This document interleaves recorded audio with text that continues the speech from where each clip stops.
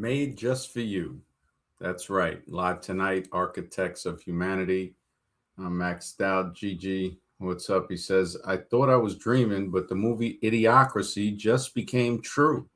The sport event Trump organized, just like in the movie. Yes, exactly. And also the Crocs, the shoes that they're wearing in Idiocracy. That was actually, and anybody that looks up the chemicals that those shoes are made from, you know, Idiocracy was definitely a documentary, without a doubt. It was I don't even think it was a warning. I think it was a vision, a vision of what was already there.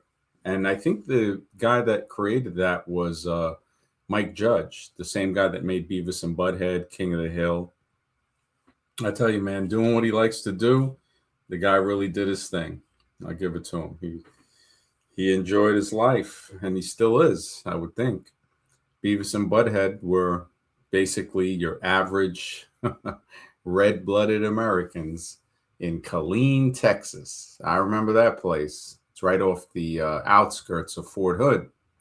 So we look at Made Just for You. Now, what is Made Just for You? Like in the thumbnail, I have let me see if I can upload it. It is the basically lab rats. That's basically what we're reduced to. A guinea pig. People have already known this, that we are um, we are like in one big experiment, disguised as, they say it's a civilization, but they always come out, as you see on the left. They put the test subjects that they're constantly testing on animals, and then they come out with the magic pill for people.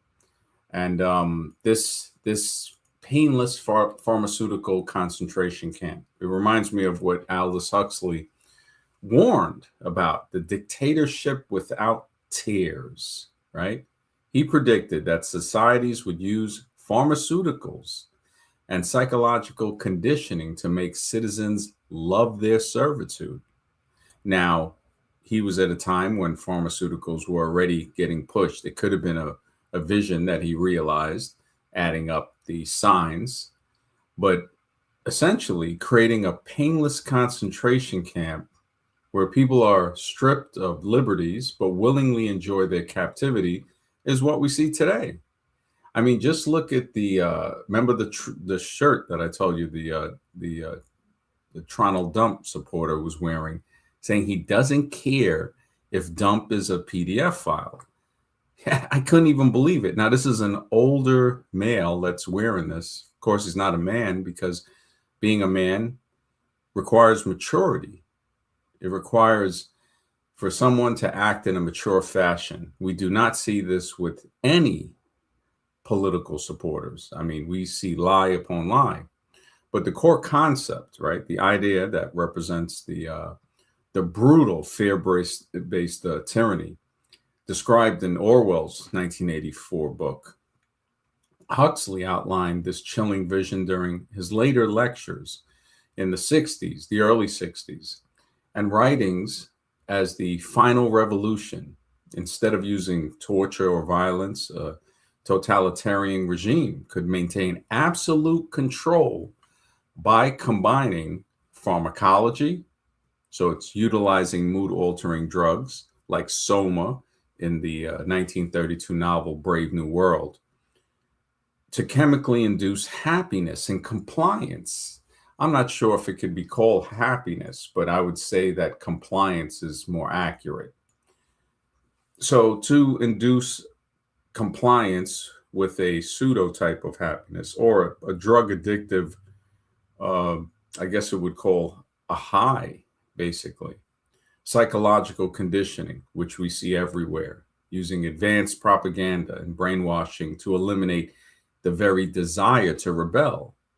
Now, as we saw the other day, ball chasing events reduce the desire to rebel. People rebel against each other, just like political elections or selections. They have people fighting against each other. and they get out, they release the steam that would normally go toward the real oppressor, which is the people in government. It's an ingenious system. Power is definitely psychological. There's a few people that talked about that and really, really shed a light on the reality of it. One was Machiavelli, that wrote The Prince. Another, Robert Greene, who wrote The 48 Laws of Power, The 33 Strategies of War, and The Art of Seduction. And of course, Sun Tzu with The Art of War.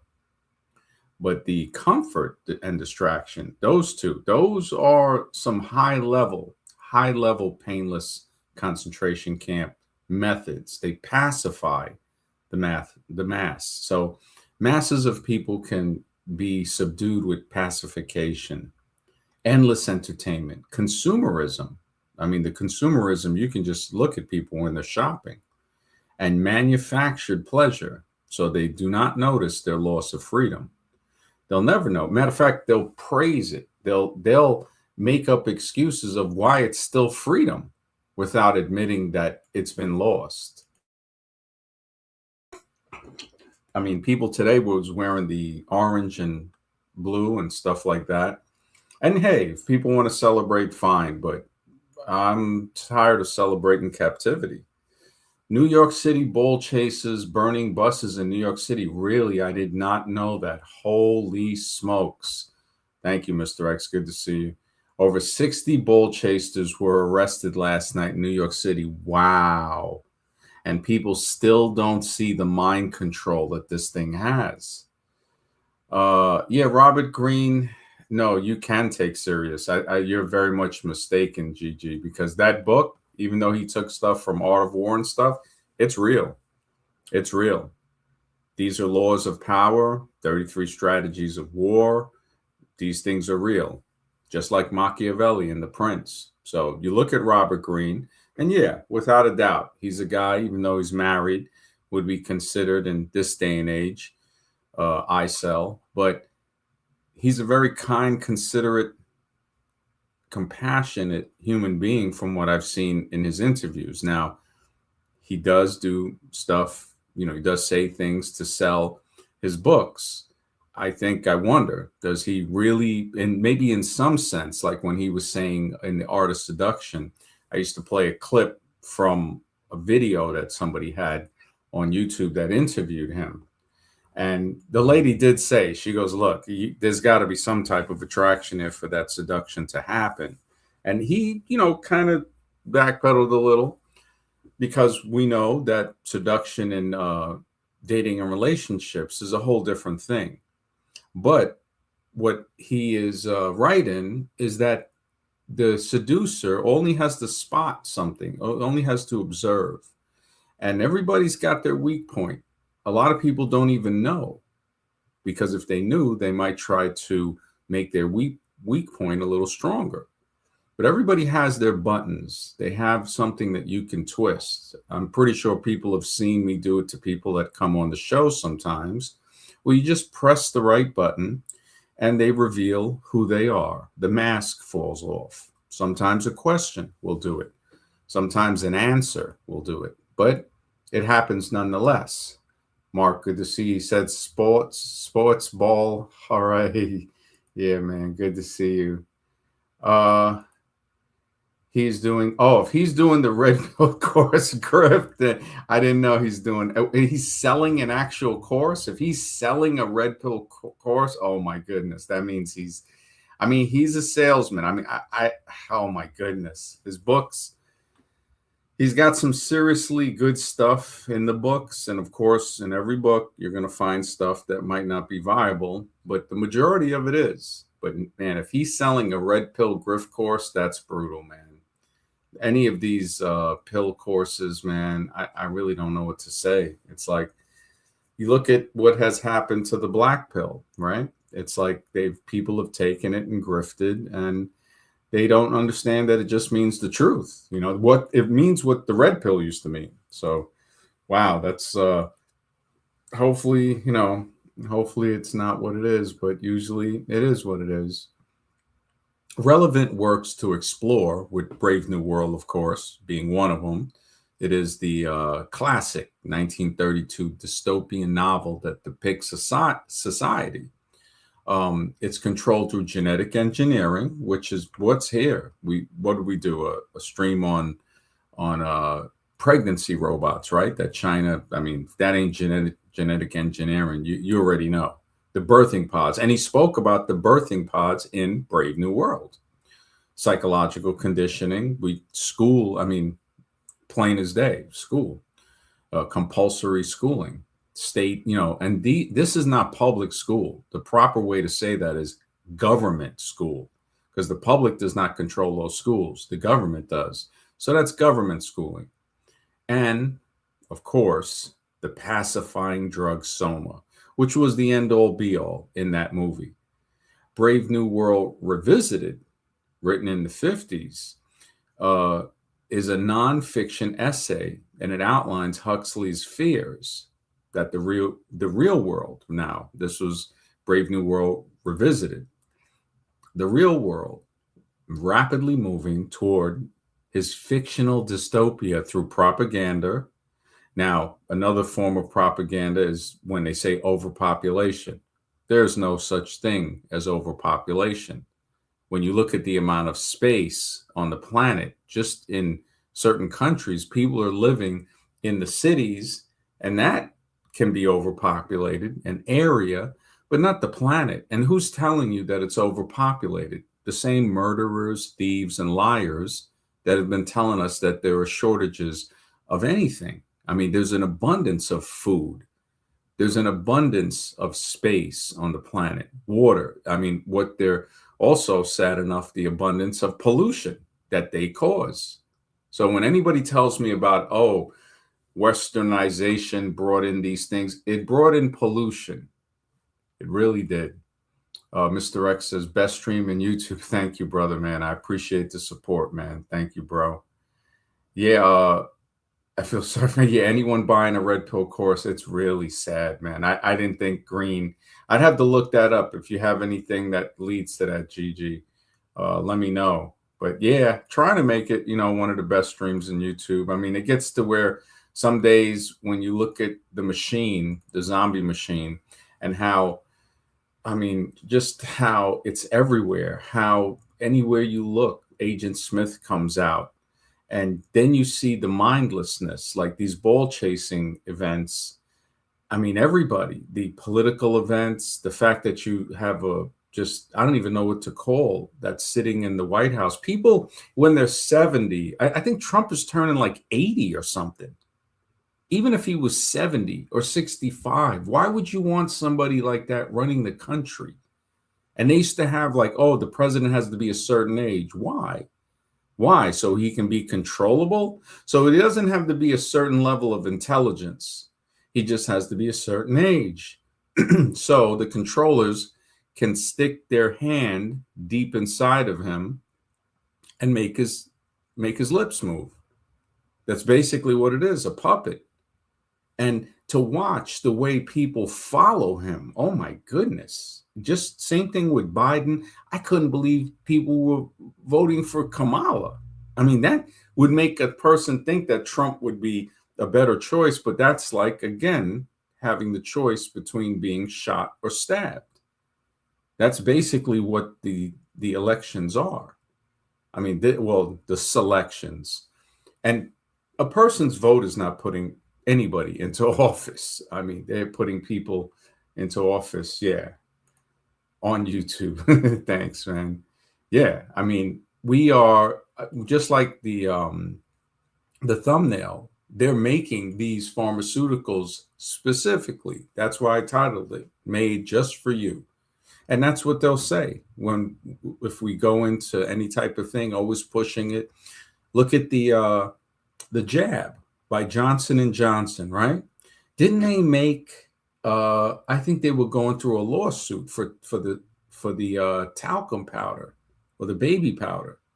So the same people that had materials in their baby powder that basically brought up a lawsuit, and I'll look it up in a minute just to just to make sure, but that's what I remember.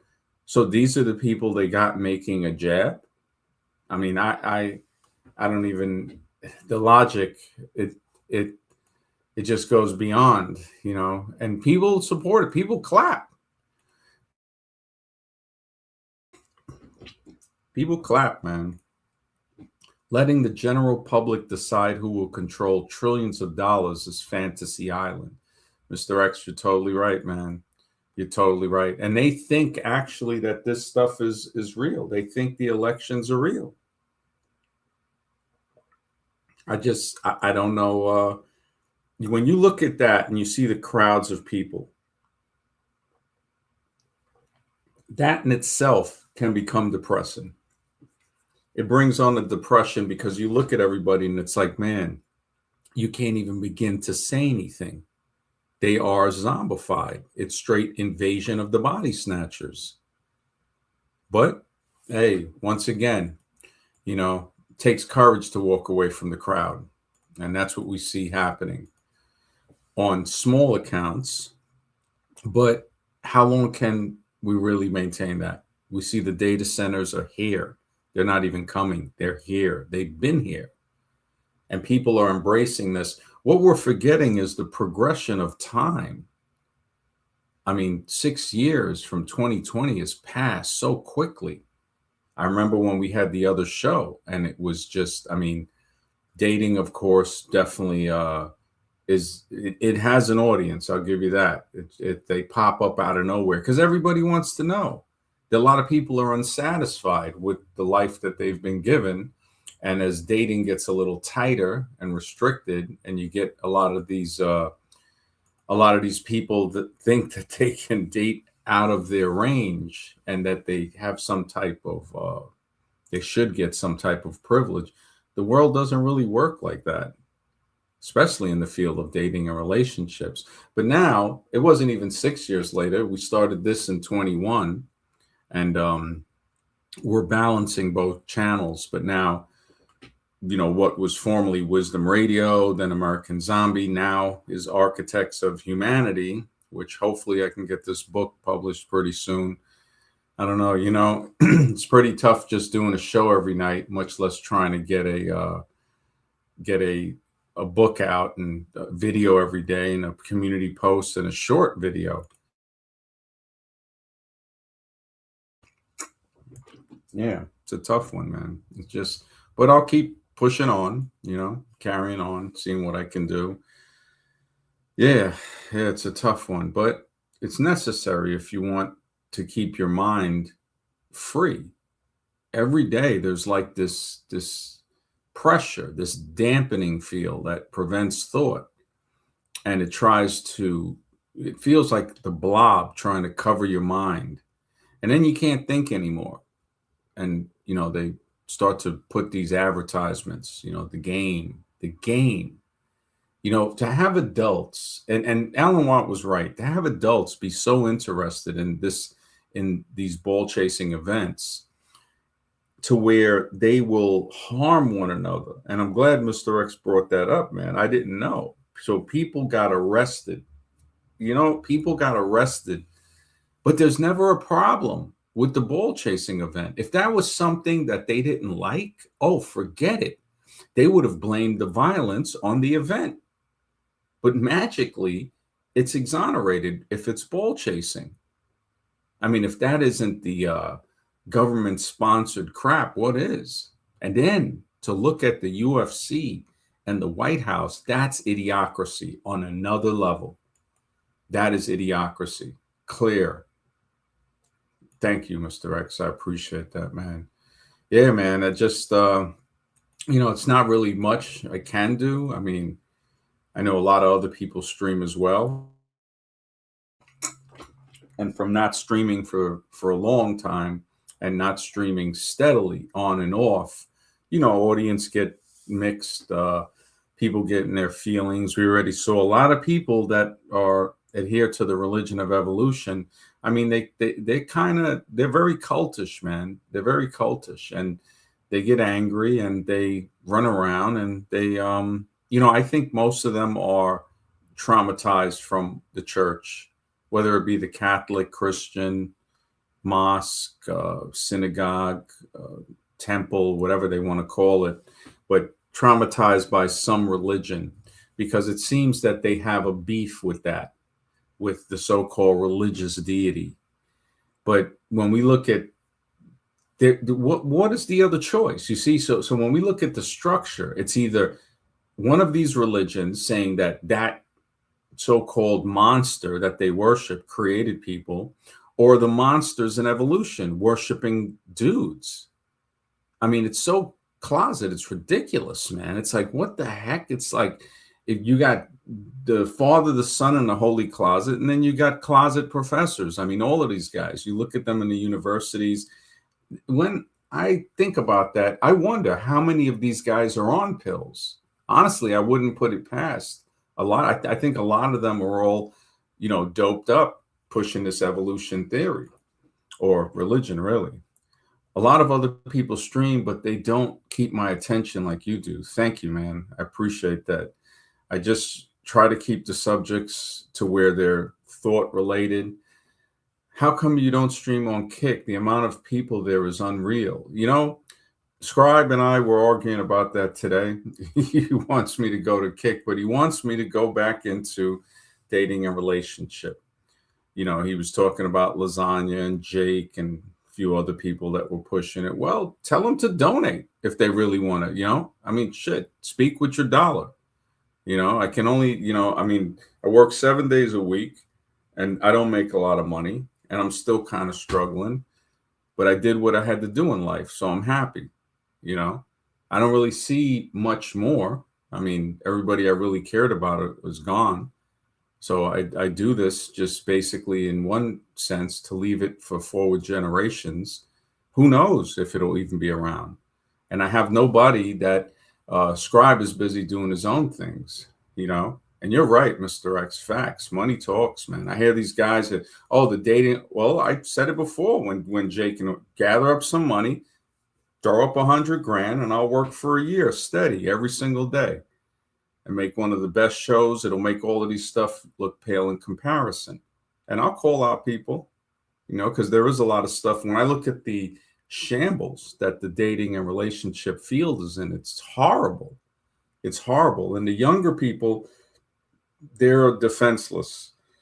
They already don't think for themselves. But as far as understanding what relationships are like, it's like, wow. First and foremost, you got to love yourself, man. If you don't love yourself, how are you even capable of loving anybody else? And I even see this with a lot of these older women. And when older women, that's over 30. Once you hit the wall, that's it.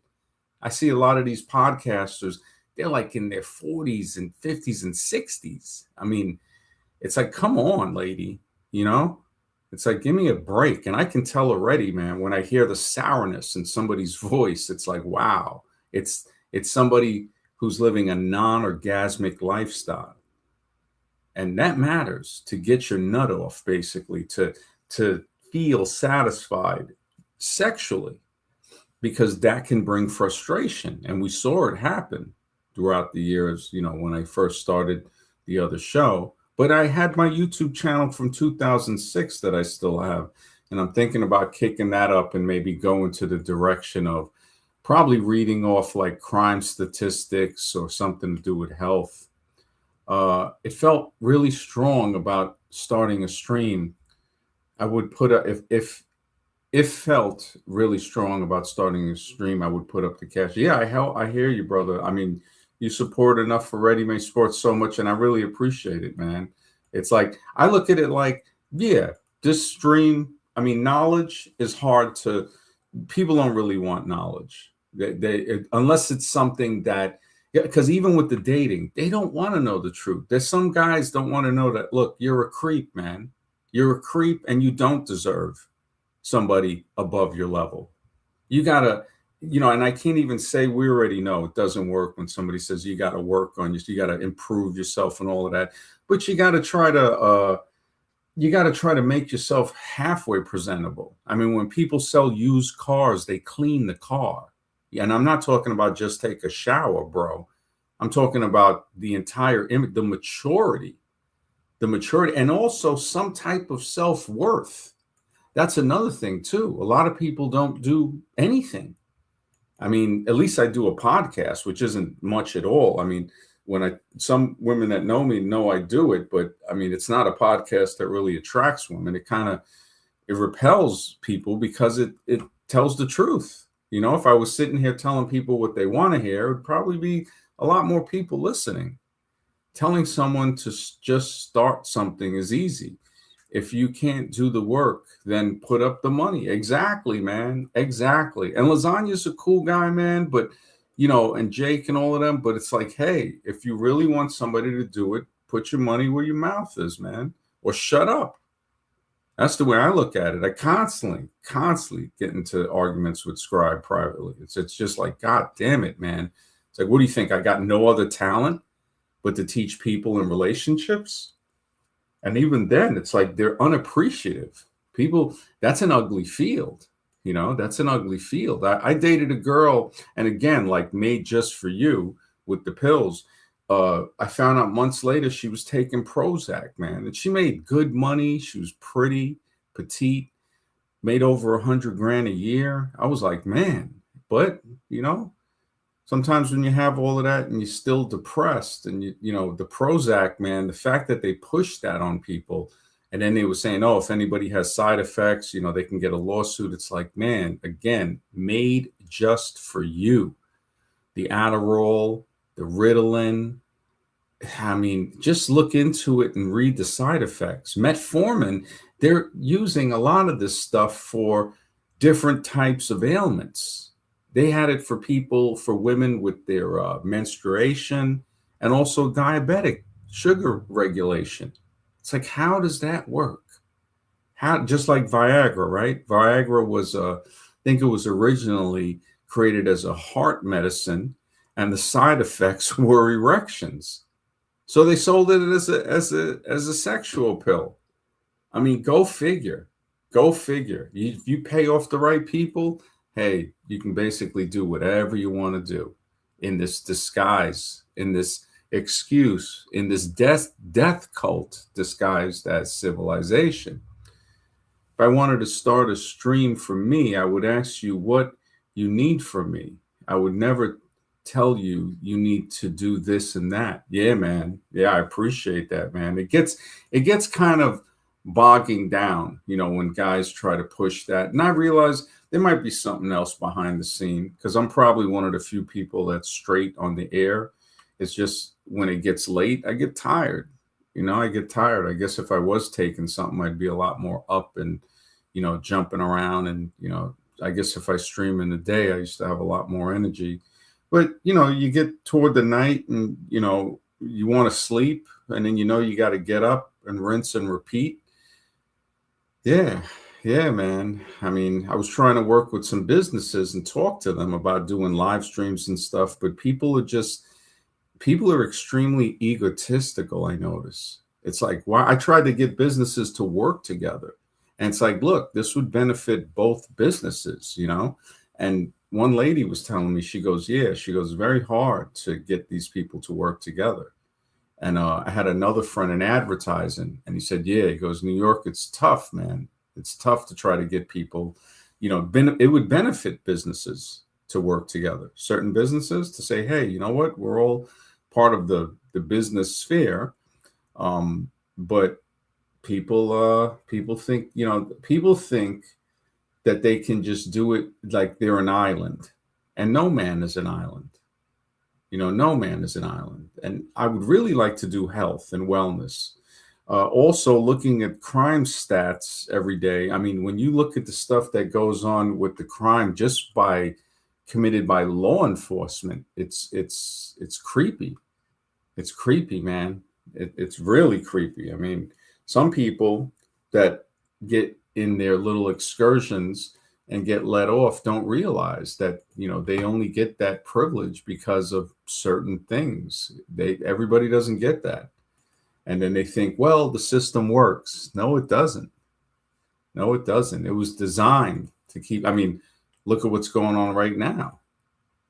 Look at what is going on right now. Like I had mentioned to somebody the other day in the chat, that they were a good example that people could look at of someone who is convinced by the government that other poor people are holding them down, whether it be immigrants or somebody in the country, certain groups or whatever, if I may say.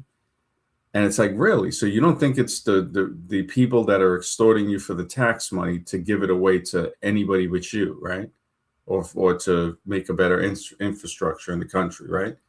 You don't think it's those people. You think it's poor people, basically, or immigrants that's holding you down. So that is a classic example of an idiot.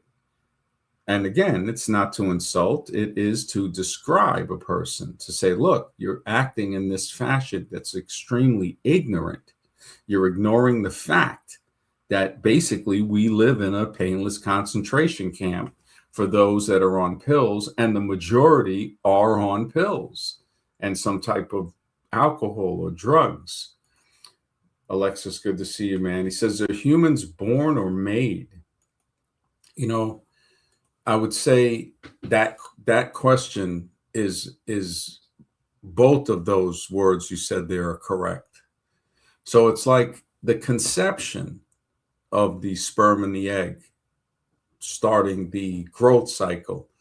That is the sparking of it.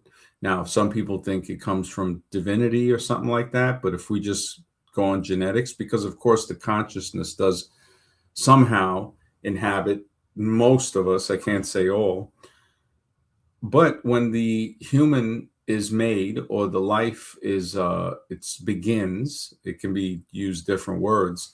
Eventually, when it's gestating, then there comes a point where it is born into the world. So that statement, that question could be looked at in different ways. Start a stream with the discussion about natural anti-hair loss oils like pumpkin seed oil, guaranteed 10,000 people live. Yeah, man. When you think about that, anything about that and weight loss. Yeah, weight loss, people, I notice they flock to that. There's a lot of steroid culture, like people selling all of these protein stuff and all of that for guys that want to gain fake muscles instead of just being happy to be athletic. I mean, movement is king. But yeah, or even like, it has become to a point where the scribe was telling me the other day, there's a kid, I think some kid with glasses, he's got a lot of followers. I forgot his name, man. And he was just looking at his phone, and I forgot what he was watching, but it was just like playing a game or something. And he would like look up and talk to people every like couple of minutes. And I think he was telling me there was like 30,000 people watching live. And I'm just like, wow. And this kid's in his 20s or maybe late teens, about to hit his 20s. And I mean, just the mindlessness. It kind of shows me that you've already lost when it comes to knowledge. I was surprised to see that the popular hair loss like finasteride works 70%, and the pumpkin seed works 40% without the hormone side effects. Yeah, if anything, also finasteride, what they call it? They call it like a trans drug too. I think Harkey was taking that. And that's crazy, man. I mean, you see these guys that aren't even, they're kind of pre-taken. I think one guy that used to be on here with us, Dallas Luxmaxer, he was taking it without even needing it really. And it causes it has side effects. I think like brain fog and other thing like that. It's like, man, the least you want to take something that doesn't have side effects, the pumpkin seed oil for some guys, but there's also other theories about why that could happen now. They're talking about electronic radiation, certain proximities to certain electronics and stuff like that. Stress has a lot to play with it. And remember, when they don't know what it is, or sometimes when they do know what it is and they don't want to they don't want to reveal it. They'll say it's genetics. They'll just say, oh, it's your genetics. Yeah. It couldn't be all of the pesticides that's being sprayed, right? Couldn't be a side effect of pharmaceuticals, could it? Definitely couldn't be that. That's just like saying, hey, you know what? Life couldn't have been created somehow. Definitely not like the religious deity stuff, but it just couldn't, right? No, like, no. Don't worry, we don't know, but we're going to sit here and just exude ignorance on the world. Matter of fact, we're going to build these structures called universities to just broadcast ignorance throughout the countries, and everybody's going to get on board with everybody to keep it in line. Bro, everything transitioned so fast since the pandemic. It's got people hitting. It's like people got hypnotized. Yeah, man. It got so crazy. I mean, during that pandemic, man, it just I've heard of this topics, the subjects, especially solution, not some hormone Frankenstein drug. Yeah, hundreds of dollars a month. Yeah, maybe the koala and those guys can use that. I mean, yeah, it just when that whole sphere, and I don't mind like talking about the dating and stuff like that, but it gets when you realize that it's not going to help these guys, that a lot of these guys are just beyond help. Like even with the people with the pills, I've seen so many people with problems with the pills, and it's just it's like, yeah, made just for you. They're like, no, we got a new one. What was it on the television? They always would have those pharmaceutical commercials. Chris Rock had made a couple of jokes about it on one of his stand-ups, like, it's like, do you sleep? Do you do? Oh, well, and he's like, yeah, he might have that. It's always like trying to give you just normal. It's like you eat food and you sleep. Well, you might need this pill. And it's like, really, really, and just predatory to a point. And the fact that it's hard to get any type of, like if something happens, to get any compensation. The fact that that is openly said about the jab, it just boggles my mind. It really does boggle my mind. The fact that nobody can sue if there's any type of foul play or somebody gets hurt from one of these, maybe a side effect or something. And you still have people pushing this. And remember, it's the most people.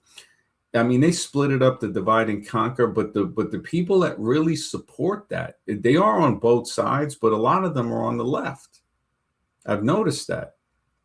You look at people that are pro-evolution with the religion of evolution, they support the jab, over half of them. I still see people wearing masks today in New York, and not the regular medical type masks. They got their custom made, and I'm thinking to myself, like, what the heck? It just people have been ultra hypnotized since the pandemic. Ultra hypnotized. It's on another level. It transitioned at light speed. Beyond that, and people are taking the baton and running with it. I have family members, man, that we don't even speak because of that stuff. It's like I saw them like just divide everything. It sectioned people off. Even with politics too. So you had it with the jab, and then you had people not talking to each other because of who they voted for in the political rallies. I mean, what type of stuff? It's like, wow. I would basically be like, do you vote? It's like, well, it's like, do you write letters to Santa Claus and expect Santa Claus to answer it? Because that's what voting is like for adults. And some people will get offended and they will start to, say things and, oh, well, make excuses. And I'm like, okay, there's nothing that I can say, basically. It's either the freaks came out to the surface or there really was a big change. Yeah. Yeah, man. I really myself, I can't, it's hard to comprehend when I look at it. it isolates you. That's like Terence McKenna had said, isolation is required, and a level of alienation is required in this society to maintain your sanity, because there's so many. It's like a big asylum. I was speaking with someone the other day about that. I said, this is like a big open air asylum, and everybody, like mostly everybody's on psychiatric drugs, if not some type of painkiller, waiting to go home and drink alcohol, smoke a cigarette, a joint, or something much harder. I can understand like once in a while or something. And even that, I mean, you want to make sure you're at least doing something without side effects or bad side effects. But every day, every day now, it seems like you're running from something. And just like the topic made just for you, it's not just pills. You got beers, you got alcohol, right? You look at the variety, right? It's like it's made just for you. Look, hey, which one do you want? You want Budweiser? Whenever I see somebody drinking a long neck Budweiser or, the Michelob and all of that, it's like what George Carlin said about cigars. When you see these guys smoking cigars, it's like they just have like a dildo in their mouth, and it's like they're just walking around like they're putting the beer up, to their mouth there. And it's just like, wow, I don't know. Maybe it has something subliminal. I'm not sure. Definitely different from going to a bar and drinking out the dirty glasses. Like, there's a different feel of drinking out of a mug or something. But then again, you got to trust, okay, you think these people are actually washing those glasses properly? And you see the people that drink out of them, it's like, hey, you know what? I'd rather not even touch anything here. I mean, we used to make jokes about that with the nightclubs. It's like, yeah, go to nightclubs and drink out of dirty glasses, right? But that's where the chicks were back in the day. But as you mature, you start to see that you're not going to find anything good in the dumpster, because that's what the nightclubs are, and a lot of these places that people go to meet the opposite sex or the complementary sex. And it's like, okay, so you found her in the dumpster, but she's not trash, right? Okay. All right. Whatever you want to be, keep believing that, man. Keep believing that. And this is nothing against anybody's personal significant other. This is just a generalization of, I mean, we could go into the whole, Andrew Wilson thing that shames a lot of women for, being promiscuous, but yet he marries a woman with like 3 baby daddies or something. Like, I was like, holy smokes. Yeah. I'd rather have people drink alcohol instead of taking those drugs, Ozempic and those other hormone manipulating drugs like clavicular. Yeah, that guy. And, a lot of people don't realize, I mean, they think that guy ain't straight. I mean, come on. He was brought in by Beak and Tate and all of those guys. So it was definitely the closet crew. And they still are the closet crew. And they've shifted to the racism now. So now the new grift for them, like with Fuentes and them, is the race grift. Because, Nick could never do the dating grift because he's basically like a troll. Looks like he, crawled out of a garbage can or something. Definitely Oscar the Grouch from Sesame Street. Man, there's just something about him that's so Oscar-y. It's uncanny, man. But I look at it as entertainment. I don't watch them, but like whenever the clips or whatever might come up, and I don't really like check them, but when people send them to me and stuff, it's like, wow, this again, But yeah, Jamal was sending me some pretty good things on email. He had some good stuff. Sig, what's up, bro? Good to see you, man. With the slick Rick. Yeah, man. Hey Young World, right? I remember those days. Just the whole, I remember when Lottie Dottie came out. And it just, I don't listen to many forms of music anymore, like maybe nostalgic and stuff, because it's like Nietzsche was saying, once you become aware of things, you become more and more isolated. That's the curse. That's the curse for knowing, because you see too much. And there's, I remember when I became a vegetarian back in the late 90s. I'm not a vegetarian now, but when I did it for almost a decade, I wasn't as isolated as I was from not drinking alcohol. Not drinking alcohol because even the vegans and vegetarians drink alcohol. Not drinking alcohol, it it isolated me to a point where it was like I was like one out of like 20,000.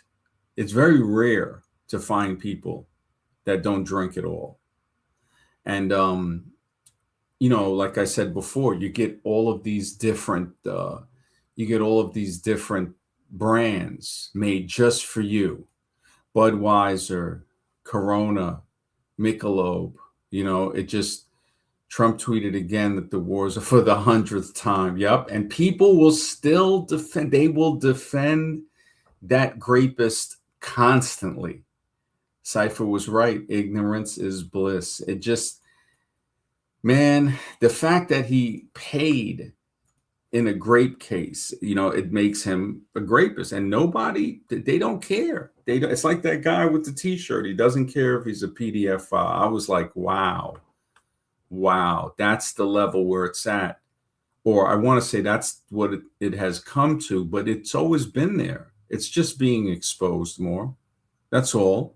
This whole thing about, the spraying of atrazine, all of that stuff makes the frog thing much more open with the frogs turning. But that was there in the 80s. That was there in the 80s, the late 70s even. The disco, they were pushing that everywhere. Friendly, happy, danceable music. But then once you got to I think it was like the 80s, the late 70s and 80s, they were pushing Boy George everywhere. I mean, it was ridiculous. So when they say today that they're emasculating certain males, they've been doing that since, back then, even before. If you look at the Little Richard interviews and stuff like that, it's like, man, what is it? It's only becoming more obvious. And I think movie makers knew about this. Look at the Invasion of the Body Snatchers. I think that came out in like 56 or 53. That's insane. And then Night of the Living Dead, I think, was the late 60s. And then the remake, of course, in the 70s, that was probably the best one, the remake for Body Snatchers.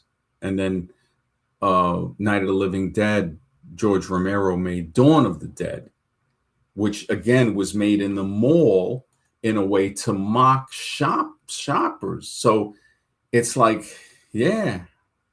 Oh yeah, the 70s, man. The Village People, Macho Man, right? Macho Man. I've got to be a macho man. That was when they were pushing, with the Schwarzenegger stuff, with the pumping iron, because Schwarzenegger didn't put bodybuilding on the map. What he did was he heterosexualized it more, because the origins of bodybuilding is not hetero, just like the origins of female modeling is not hetero. If anybody looks it up, I think we've talked about this on previous streams, and this is nothing against people who aren't hetero, but it's just what it is. Remember, it's Pat from Saturday Night Live. I don't totally remember it's Pat. If you could remind me some of the, it sounds familiar. It's Pat.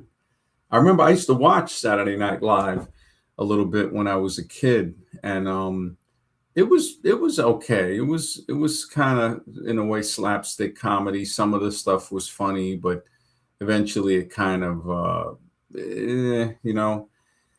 they had a few funny things. It wasn't really, it was nothing really to watch back then when I think about it. In the 80s, there was a time at like 1:30, I used to watch, because I didn't really go to school. So in the mid 80s, I would watch, at 11 o'clock, The Odd Couple would come on.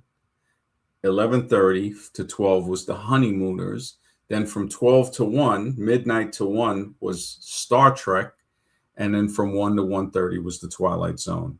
After that, the TV was like with those three, like the colors and the doot, that tone. There was nothing on until like 5 in the morning. So those were back in the day. Androgynous pad. That sounds familiar. That sounds familiar. I remember on, was it SNL when they had the TV cartoon Funhouse? Those guys were hilarious with the little cartoon skits with the ambiguously gay duo, and they would be riding like as if it was Batman and Robin. Oh, that was hilarious, man. And then they had Time Pervs, I think it was. Pee Wee Herman, Bill Clinton, and somebody else going through time, perving on people. I think you would have remembered if you saw it. Yeah, I definitely would have remembered if I might have seen it and just forgot it. But yeah, TV was good programming. Again, the magic word, programming, back then. But I didn't have cartoons at night as a kid. I mean, we were lucky to get a Charlie Brown Christmas or the Great Pumpkin Charlie Brown, and that was only for a half an hour from 8 to 8:30. And there wasn't all of these pharmaceutical commercials. Ray Gun was the garbage bag that changed the laws to where they could directly advertise to kids, I think 10 and under or 12 and under. And once he relinquished that law, which was holding them from advertising directly to children that's under 12, that was when the top 10 cartoons were the top 10 toys. Transformers, the GoBots, My Little Pony, and all of these other He-Man and all of that. I mean, He-Man, again, pushing the steroids. Everybody was steroided out. They weren't just regular, just straight steroided out. He-Man just, and in the name, you know, that He-Man, it's like, something was very odd about He-Man. Something was very odd. Light Senju, what's up, brother? Good to see you. Always, man. That was a big deal to see cartoons at night as a kid. Yes, it was, man. It would just be The Simpsons back then that would play at night. This was when I was growing up. I'm Gen X, so it wasn't even The Simpsons. I think The Simpsons came in the late 80s or the early 90s. It was like a skit on the Tracy Ullman show. And then people started to like it. And of course, that's the longest running cartoon, period. I mean, you're looking at $1 billion money. Star Trek and the Twilight Zone back to back. Yep. I used to love that, man. I used to love that back then. Yeah. It was something, man. It was definitely something. I used to wake up late, had a little black and white TV. I used to watch Captain Kirk and Dr. Spock. Yeah, that was it was sort of like I was the only one because my parents worked nights, and it was kind of like TV was keeping me company, and the dreadful thought of school in the early hours. I mean, I think we used to be going to school, like I used to be taking the bus at like 7 in the morning, 7:15 in the morning, man. That's like straight torture.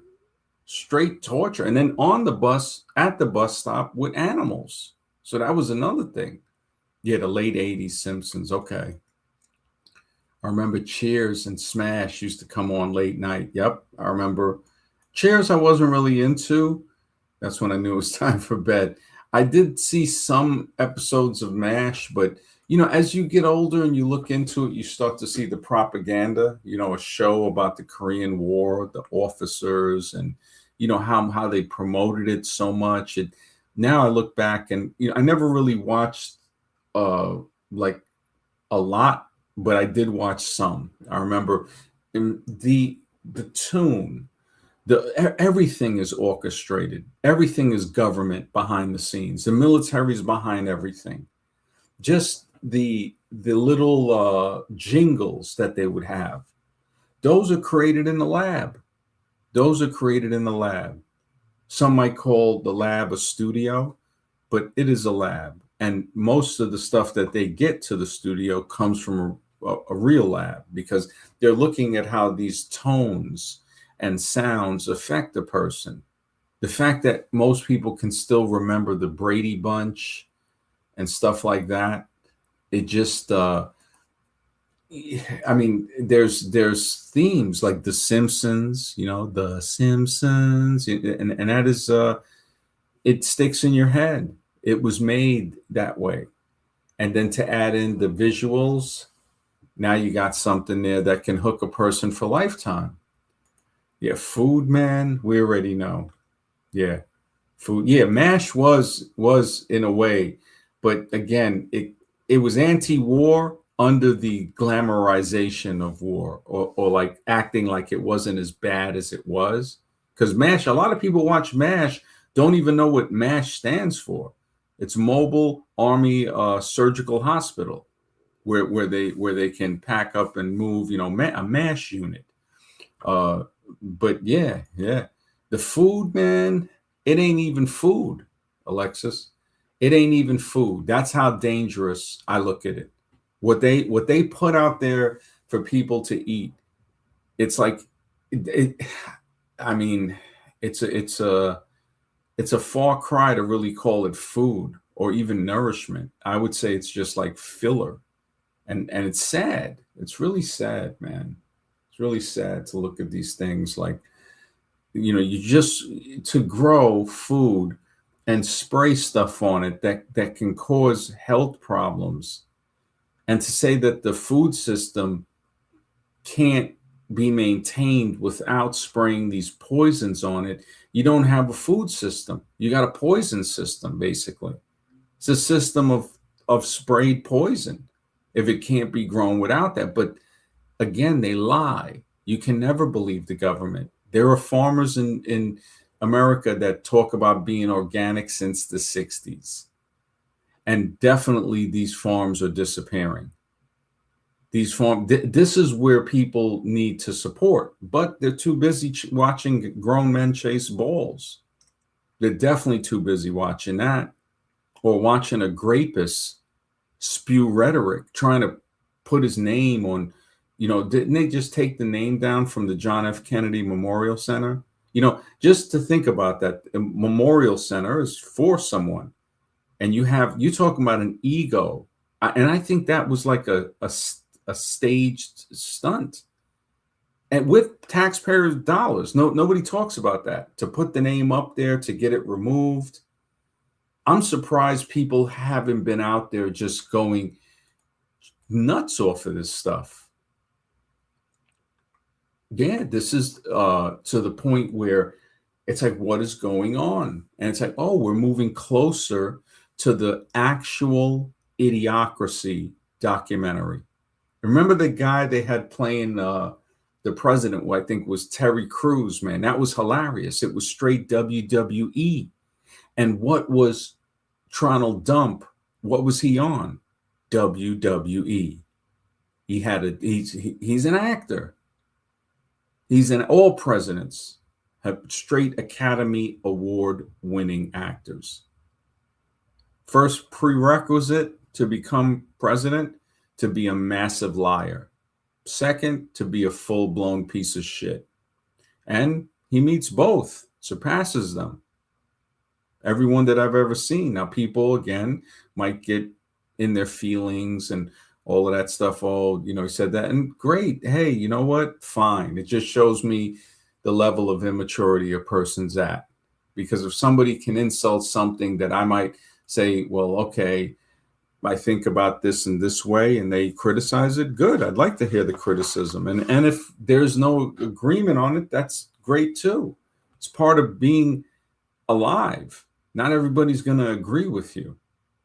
But what we can move forward to is, what are we agreeing about? Are we agreeing with the evidence, or are we just agreeing with each other? Agreeing with each other is stupidity. Agreeing with the evidence, that's where it's at. To say, hey, you know what? I kind of see what you're saying. When I vote, and I've never voted, or when somebody says when they vote, it's like, do you really think that your vote and these other votes are putting that person in office? I mean, now the people to check votes and stuff, this buffoon has dismantled some of these things. And it's like, it's setting it up for a dictatorship, which Honestly, it's not even setting it up for that. It's always been that disguised as a democracy. And people can't think past that. They can't think that, hey, you know what? If we work together, well, if we work together, remember, they'll come and try to destroy it. We've seen all of those towns that were started. Anybody can look at the charts and look at the towns that were started throughout America by Black citizens because they weren't accepted into many towns. They started their own and they were burnt down. They were burnt down. Anybody can look these up. So when they see what's happening, they say, oh, well, why don't people just go start a town? Well, they did. And not just one or two. There was many. Anybody can look this up. It's as if they get jealous at the success. Now, what type of mentality does that tell you? That's like basically a political supporter. Remember, America first. Who printed America first on a coin? And I think it might have been in the 60s. It was the Klan. Anybody can look this up. America first. When you look up all of that, what was it? Turning Point USA and all of that. That's the Make America. That's Trump's whole motto. It's Klan.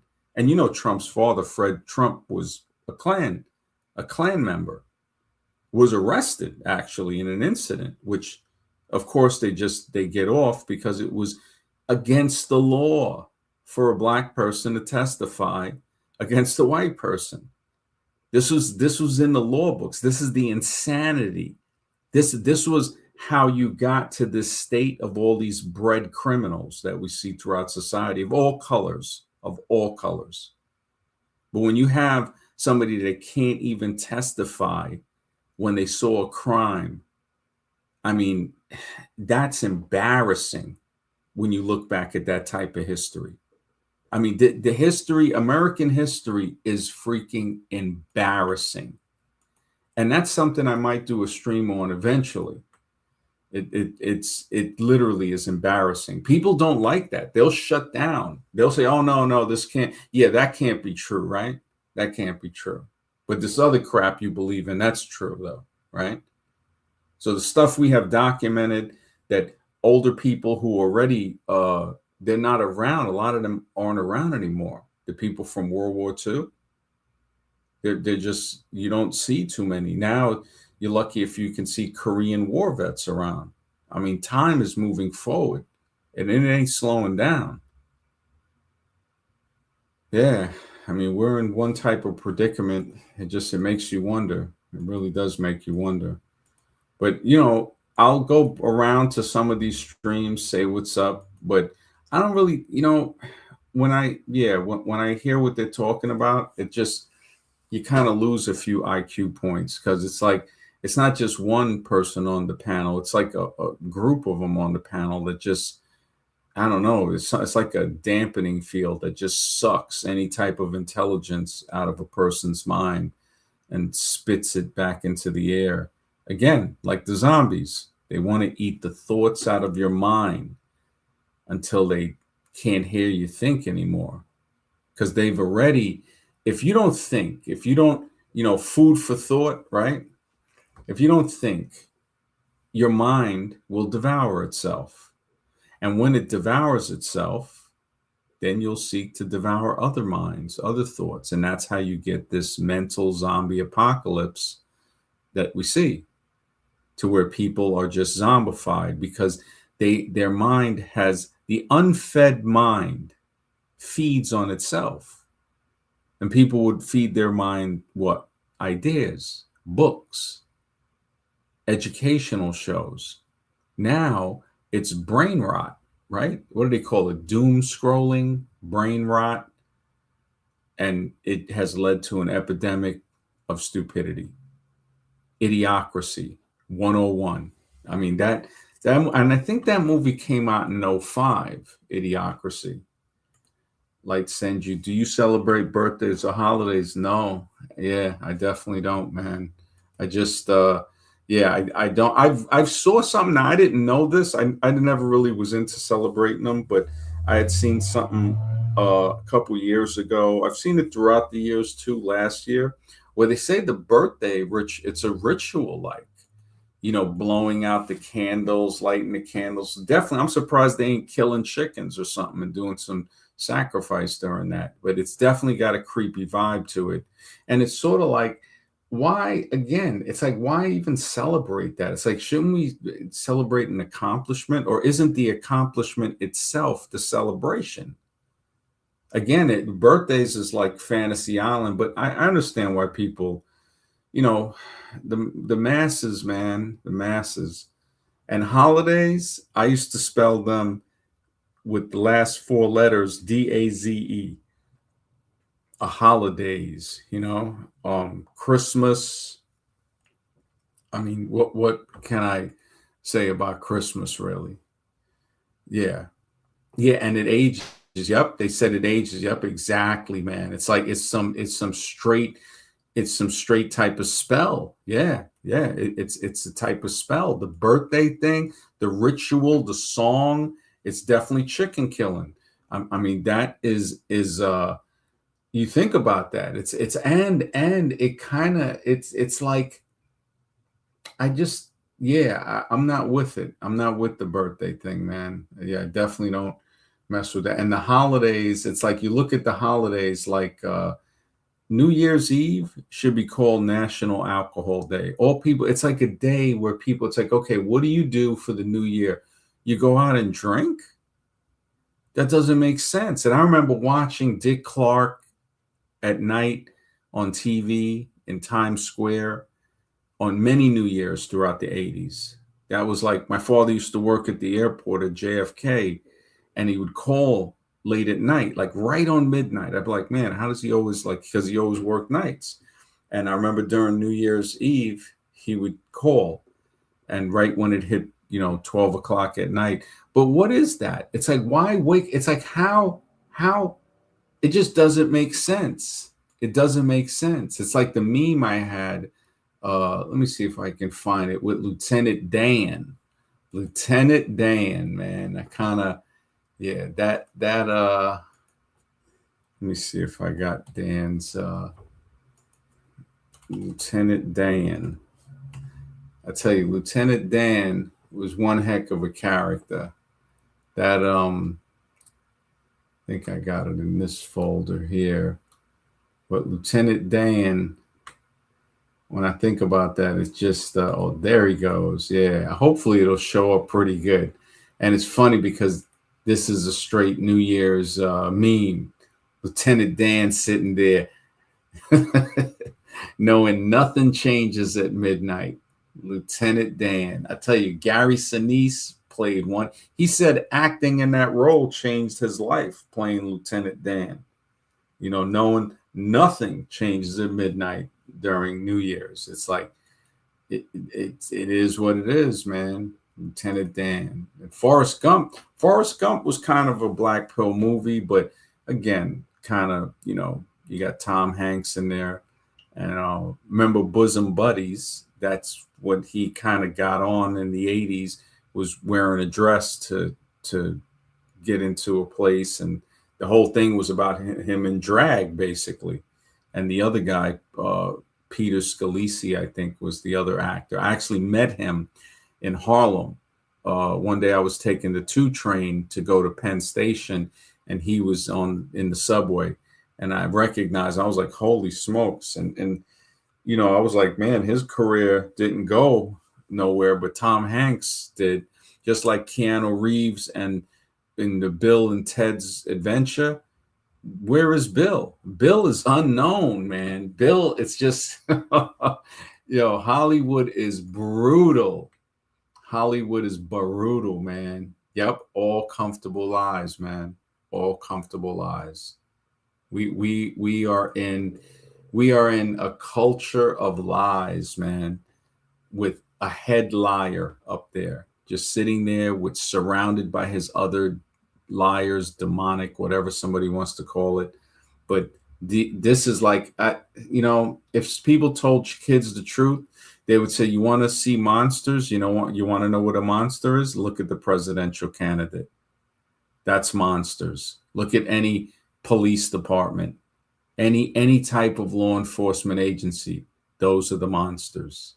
Now, you're going to have one or two good people in there, but the majority are monsters. And a kid would normally say, well, wait a minute, if there's good people in there, why are they around the monsters?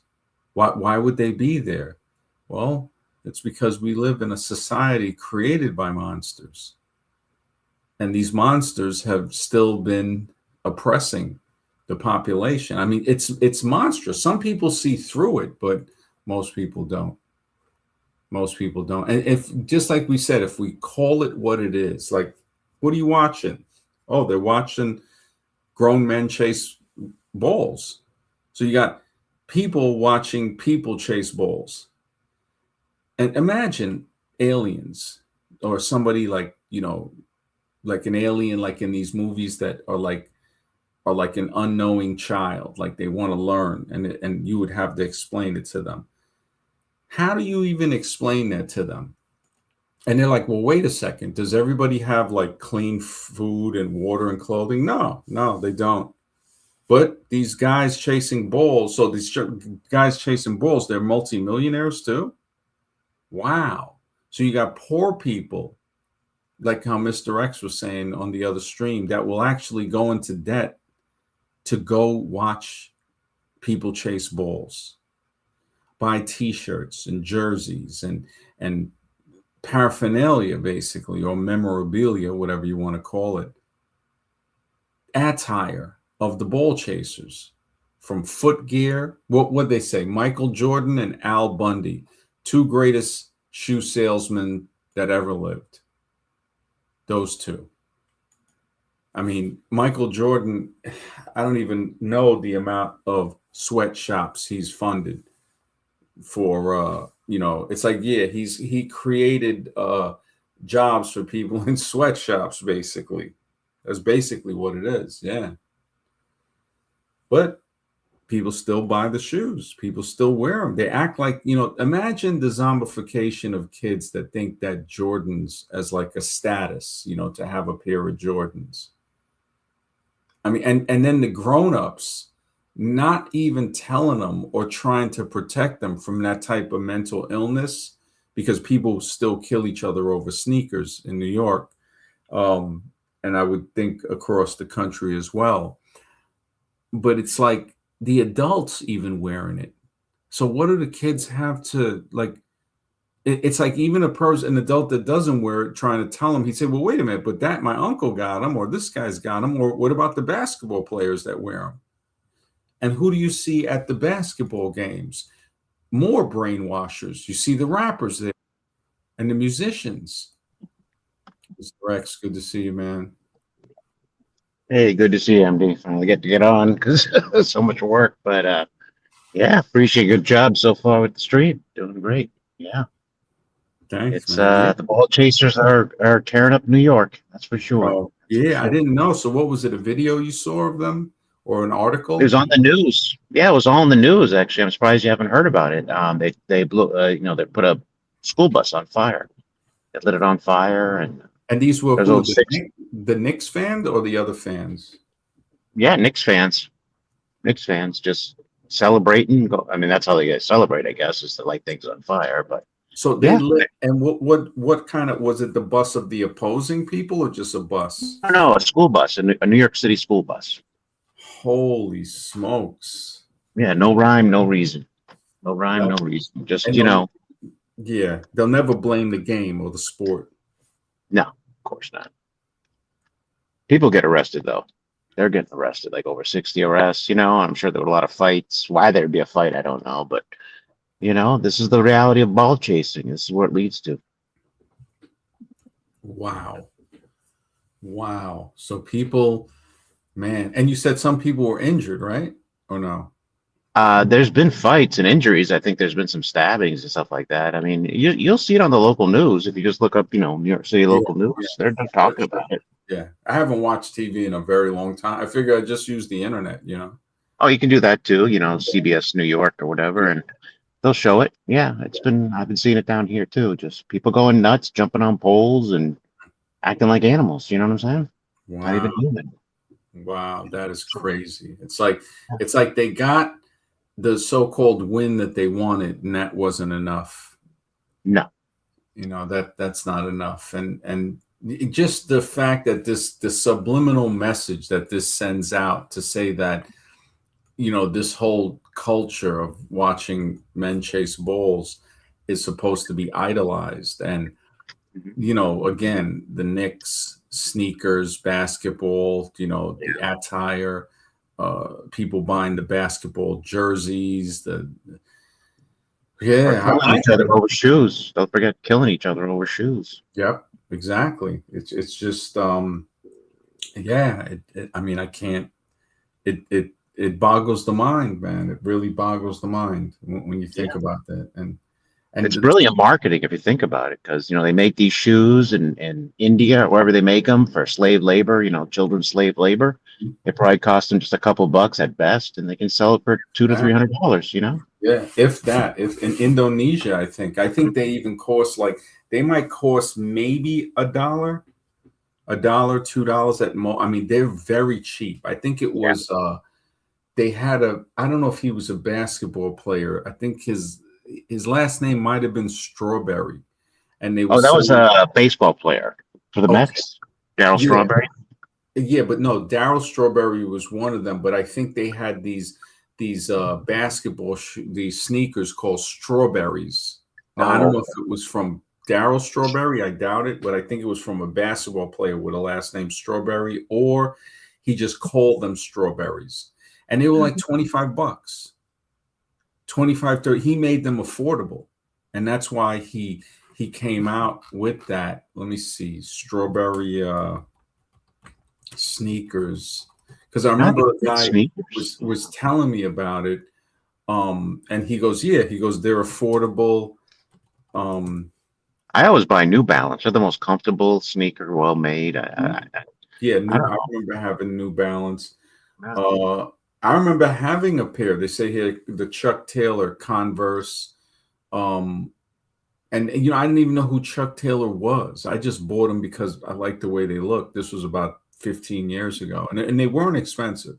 I wasn't Mhm. about to spend crazy money. I mean, New Balance. Oh, so it is New Balanced. Oh, This released a strawberry lemonade. Oh no, that's sneaker in 2026.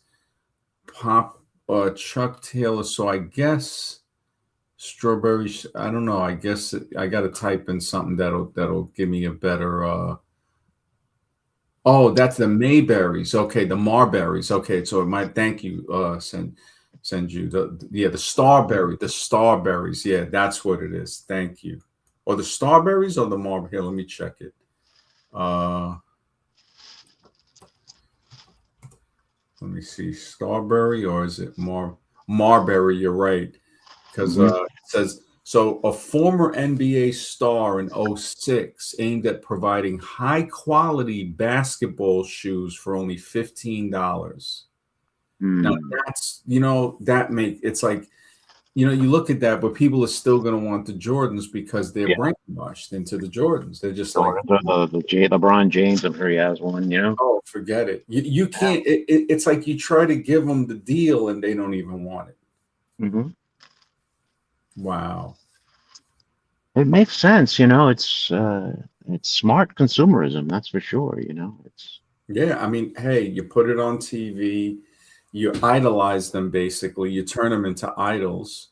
hmm Act like, people are like just you look at the Shaq thing and kids. It's so sad when you see adults bring kids to these events and the kids are taught to like worship these ball chasers from youth. it is. It is sad. And then they Yeah. wonder why the kids act this way when they grow up. It's like, well, wait a minute, they were raised on this crap. It just, yeah, it's Right. really. Mhm. And it's a destructive thing for the teenage mind because it hasn't fully developed. It hasn't had life experiences, and then they're just too easily thrown. Like we were, we were young. Everybody was young and dumb at one point. You know what I'm saying? But that's where they get into trouble, and it ruins the rest of their lives.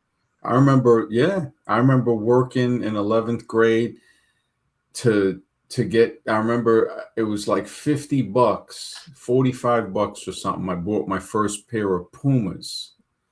And it was like, I always wanted a pair of suede Pumas, and I had to buy them myself. And it was like, you know, it's, you think about it, it's like, man, why? Like when you really look at it, one, it's just total mental marketing. But two, when you look at what it's made out of, it's also like you're wearing stuff that's not good to wear. It's like your feet have the most sweat glands in your body. So you're Hmm. absorbing, and your feet, they say like a lot of sneakers mess up people's instep. I remember hearing that when I was a kid because I Hmm. always liked to wear sneakers. And really, you want something like a sandal that allows your feet, and even a sandal that has a little bit of width to have Hmm. your feet be able to spread and not keep them narrow. Right. So there's a couple of videos. There's some very good like like documentary type videos that talk about that. That talk about the rubber that's disconnecting you with the ground. Like even if you were to wear like leather bottom shoes or wooden bottom, like the Dutch used to wear the wooden shoes, and the Japanese wearing the wooden zapatos, I think. I forgot Hmm. what they were called. But now it can make a connection with the energy on the earth. The rubber insulates against that. And they have a lot of theories on this. So yeah, there's a lot of you think about like, okay, it's always something separating me from nature. Like one guy, he noticed this, a friend of mine, he he was married, had a kid, and he goes, yeah, he goes, he was noticing as like he was in the mall, and he goes, people push their kids in strollers, and it's like anything to keep the kid away from them, like you're holding the two handles on the stroller and the kid is away from you, and you're pushing the kid isolated in that, instead of either holding the kid's hand and walking with them or carrying the kid, because now the child has been carried for 9 months. The most foreign thing to it is to put the child down. And when you see a lot of these tribal or native type people, especially in South America, Central America, you'll see them like picking coca leaves or something with the kid in a little sack on their back, because now the kid is feeling the mother's back, it's feeling the person, it's not foreign, it's not like just left alone, which is traumatizing in some way. So keeping the child close until the child starts to want to walk around and crawl and stuff like that, and then eventually the more they do that, they'll come, like you'll see them you know, climb up the couch to the mother or something. And Hmm. little by little, they'll start to be weaned off of being held by the parent or parents. It'll come to where when they're one or two, it comes to where it's just mostly an affectionate hug, maybe the parents cuddling with them. And then it comes to where the kid doesn't want, the kid's running around and doesn't want to be held. And now the kid is breaking off into the outer world, and at that point is when the father has to step up and actually teach the kid about the outer world, because now Right. the mother teaches them about the inner world. And you don't see that. You don't Hmm. see that because they slave people out so hard. Usually, like what was his name? Robert Bly, the real godfather of the whole sphere to teach men, where he passed, I think 2 years ago, 3 years ago. He was in his 90s. And Hmm. he would talk about that. He would say, yeah, the father's working all day, comes home, and the mother gets the brunt of the father's anger from being slaved out, and then passes that on to the kid. And then Yeah. yeah, we don't get, he would always advocate we need more of the father. We need Hmm. that, because being raised, even if you're in a two-parent home, the mother is doing most of the raising. And Hmm. then to destroy younger boys even more is if they have female teachers throughout their elementary school years. That's true. Yeah, a few people had men, but and guys teaching kindergarten or elementary school ain't going to be the most masculine guys on top Nope. of it too. It's like you need male figures that are masculine that can teach these boys that they can bring them on hikes and stuff like that. That's Now, true. forget it. Yeah, it's non-existent. Now it's like, hey, eat this food sprayed with atrazine or the stuff in the water, and now you see, and then people wonder why are kids so confused about gender and stuff like that, and then hit them mentally with it too. When you got like the drag queens in the schools and all of that, it's like, Oh yeah.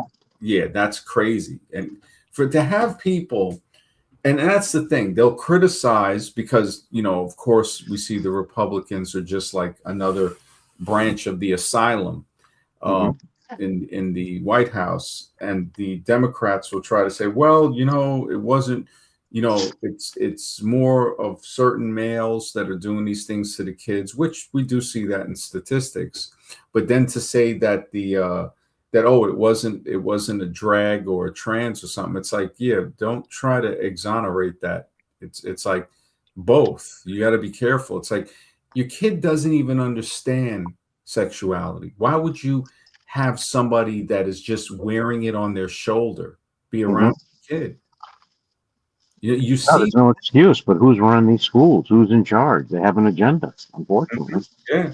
I mean, you see the mental illness. When I used to see videos with kindergarten teachers talking about coming out to their class, it's like that's what school is about. I Well, mean, wow, in kindergarten, at least we got to play a little. right. And it's a certain mentality of people, I think, because as a straight hetero male, I don't want to go out and control people. That's not in my gender. You know what I'm saying? That's not in my instinct. Mhm. But other people, I think it is. They have whatever issues they have, they want control over the masses or Mhm. people to influence. And just because you don't think that way and I don't think that way doesn't mean we can't think that other people don't think that way. Yeah, That's where people make the mistake. They got to understand that there are people who have a different way of thinking. It's not going to align with how we would do things. yeah. I Yeah. remember there was a guy that he used to do. Yeah, it's very, very satanic, man. There's a guy that used to do he Michael Sarian, and I don't agree with everything he says, but he brought up something like 20 years ago. I remember this was like when YouTube first started. He had a video where he talked about the sneakers Fila, and he said Fila. He said in Oh yeah. I think in the Hebrew alphabet, Aleph is for A, Aleph, and it means life. And he goes, that backwards, Phila, could be connotated with death. He goes, so people are wearing these Fila sneakers, basically wearing death, the vibration of that. And I was like, wow. And I never liked Fila. I never liked that. I remember I had a couple of FUBU shirts and stuff, like sweat jackets. But as far as the Fila thing, yeah, I never wore it. Never wore it. Oh, I fell in love with New Balance. I always stay with New Balance. yeah, I definitely. And now it's just whatever's comfortable. It's nothing That, really to wear. that's Yeah, why I wear it. It's just for what's comfortable. yeah. New Balance is definitely. Yeah, they had some good ones. I'm very impressed with Stefan Marbury. I'm very, yeah, the fact that, and thank you, Senju, for letting me know his name. I was looking it up, and yeah, I commend him, man. Original partnership. The shoes were famously manufactured and sold exclusively by the retail chain Stephen Barry's. He launched, so the purpose was to offer an affordable alternative to expensive signature sneakers, targeting low income families. And the comeback following the bankruptcy of Stephen Barry's in '09, the brand was dormant, but is undergoing a revival planned for 2026. That's crazy. Like, how did it go bankrupt? The original, I kind of understand though why it would. I mean, let's keep it real. A lot of people, and you know this better than I would. A lot of people, it's about flash. It's about status. You know what I'm saying? They want something that nobody else has. That's the whole purpose. And the shoe companies know this. You know what I mean? That's why they make it so exclusive. And I could see kids like I could see them having a campaign like, oh, those are skips or those, Exactly. yeah, like trying to make fun of them, even though it's like it just shows you the zombies again, the idiocy that throughout society. It just Right. you it can offer them something good, and they're still going to go back and it's kind of like Joy Larry, who made post traumatic slave syndrome, when she said, "Yeah, you can have." Grassroots organizations selling ice, but they're going to go to the oppressor and say, "Oh no, the oppressor ice, their ice is colder." Yeah. And it's like that. We see that. We see that today. It's like, I, I mean, the fact that they, it takes well, it doesn't take somebody that's extremely smart to see when they have Jay-Z and these other buffoons at Mhm. basketball game. It's to lure people in to watch this crap. Yeah. In early basketball games, like from I think the 50s, nobody watched those things. They Hmm. had to implement the cheerleaders and the girls to get people to be interested in it. I mean, people knew. It's just like wrestling. They had the real wrestling matches from back in the day. They said that people didn't really like them. They were boring to the people. They wanted the fake stuff. Like when they did the fake wrestling stuff, Oh yeah. they forget it. They said, "Yo, this is what sells." Real wrestling, that it ain't selling. No. It ain't selling. And that's where you're learning. You're watching, you're seeing, you're seeing techniques and stuff. They don't want that. They want the guy jumping off the top rope. Did have a few that were pretty good. I remember Bob Backlund. They would use some wrestling techniques a little bit, so that was kind of Yeah, I did. you'll see some, but then you'll see these exaggerated telegraphed Oh blows. yeah. These I mean, look Not at what anymore. happened. Not anymore for sure. Yeah, I think Bret Hart, they said that he found something out. I don't know if it's something with the PDF files and wrestling. Next thing you know, I think he had a heart attack. Non-coincidental, if you ask me. But or I think he died from like a fall or something. I think so. Yeah. Like the string broke or something like this. Like really. So nobody else, right? Just the guy who spoke out, right? There was something with Bret Hart. I forgot what it was. Bret Hart conspiracy. And it refers to the Montreal screw job, where there was a incident where it was the WWF then covertly changed the match outcome without champion Bret Hart's knowledge. So McMahon did this to prevent Hart from leaving the company with the championship belt. Mhm. And then he was scheduled to defend it against the bitter rival Shawn Michaels, and Hart was preparing to leave. And however, during the match, McMahon, they were saying, executed a double cross, and declaring Michaels, even though Hart had not tapped out, which is all fake. I mean, this is just Yeah. like, It's all fake anyway. So it's like, it's like, yeah, that's yeah, the whole thing. It's ugly. It's ugly. I mean, I mean, the fact that people watch that. I mean, the fact that people, because I remember people watching that in the 90s, and Mhm. it's like, wow, why do you watch professional wrestling? And the I call, loved it as a kid. I loved it as a kid. I mean, as a kid, I couldn't really get into it. I remember Mhm. seeing Jimmy Superfly Snuka, and Snuka, yeah, Von all, Erichs, yeah, because they had and different radio, different. yeah, the Iron Sheik and Mhm. all of that. But I was never into it. I don't know why. I just maybe, yeah. I mean, I saw Backlund in I think it had to be like the early 80s, I think, in Madison Square Garden when he Right. fought Jimmy Superfly Snuka in the steel cage match. And the seats were so far away, we had to wear binoculars. I mean, you're looking at it. Yeah, I was definitely in 100 seats away from the stage, maybe more. And yeah, I remember when they set up the cage and they brought it out, and I didn't understand what was going on really. I'm like, you know, once I heard it was fake, I'm like, why would I want to watch it? You know? Yeah, I know. Christopher, good to see you. He says in the UK from the late 70s to the early 80s, shops would close on Saturday afternoon and watch two men in leotards bash each other around with total nonsense pretense. Wow.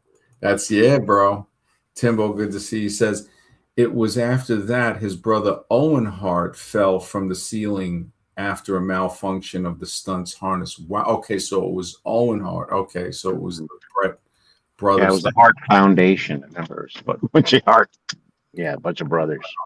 Because and then the whole because I don't know, like I know like little bits of it. Like they had another thing with the Von Erichs, Kerry Von Erich or Yeah, something. a whole bunch of them died except for one brother. Yeah, Yeah, I whole think bunch of so. I think one they say offed himself, Kerry, and he was steroided out. I mean, like to the point yeah. he was like big as Schwarzenegger, like steroid city. And Hmm. yeah, him, his brother, and I think maybe his father even. They were from Texas, I think. Right. Yeah, Yeah, his the father was wrestler, the Von Erichs. yes, you had that with them. Snooker, I know he was like Oh, all I his love Snuka. Love yeah. Snuka. They used to take the little like razor blade thing and cut their forehead to get the Yeah. blood. Yeah, Why? You know what I mean? They could have figured out something better, but but they said they would get paid.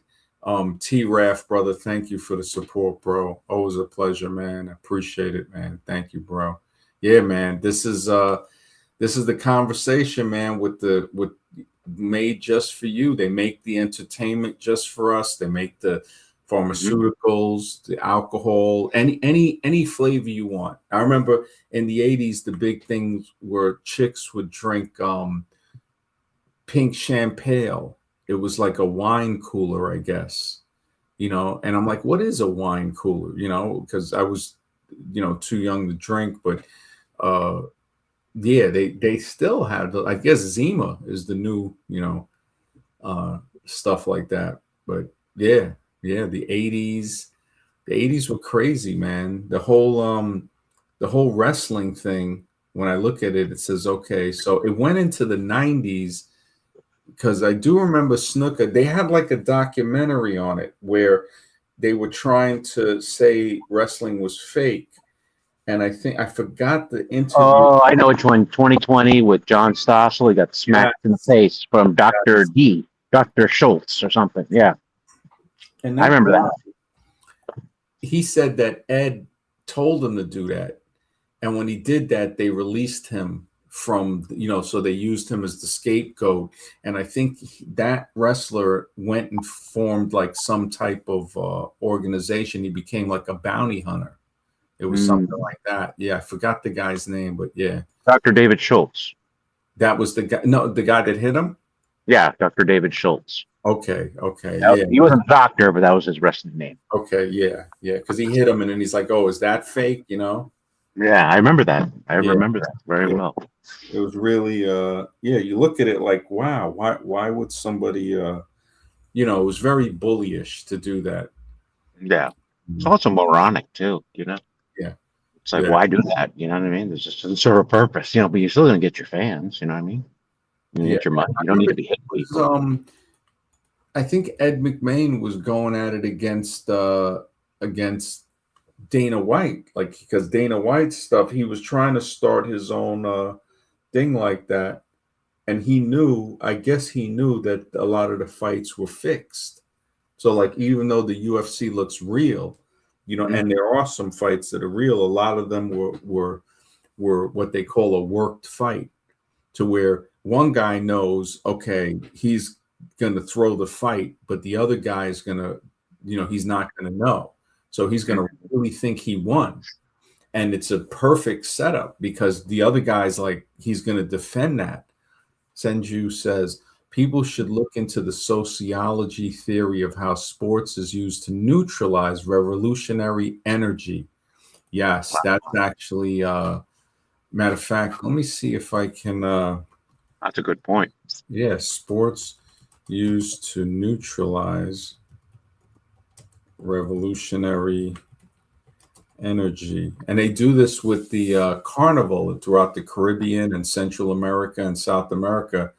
2 weeks of partying. It says here, sports neutralize revolutionary energy by acting as a highly visible, safe outlet for public frustration, tribalism, and passion. By turning class struggle into a localized rule bound competition, authorities channel collective aggression away from systemic issues into harmless, commodified entertainment. Wow, that Wow. is crazy. And it says throughout history, the transformation of sports into a systemic pacifier, holy smokes, Look has at that. taken several recognizable forms. Bred in circuses, modern stadium cultures trace its roots back to ancient Rome by keeping the masses fed and entertained. Leaders distract the working class from underlying poverty and political corruption. Safety Mm, valves for dissent. So, sports provide a socially acceptable way to vent anger, scream, and feel a sense of power. The spatial fix effectively diffuses physical energy that might otherwise fuel real world uprisings. This is very important. I mean, and yes.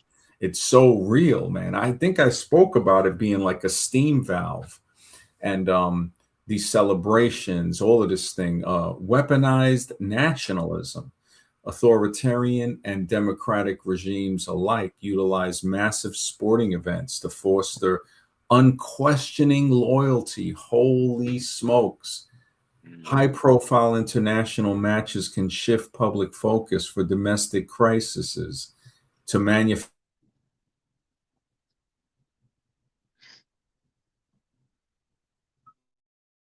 commodification and corporate control. By tying athletic success to massive commercial empires, elite sports turn revolutionary figures and the fans themselves into consumers and brand ambassadors rather than systemic critics. Holy smokes. wow. This is That's it talks, accurate. yeah, they have like certain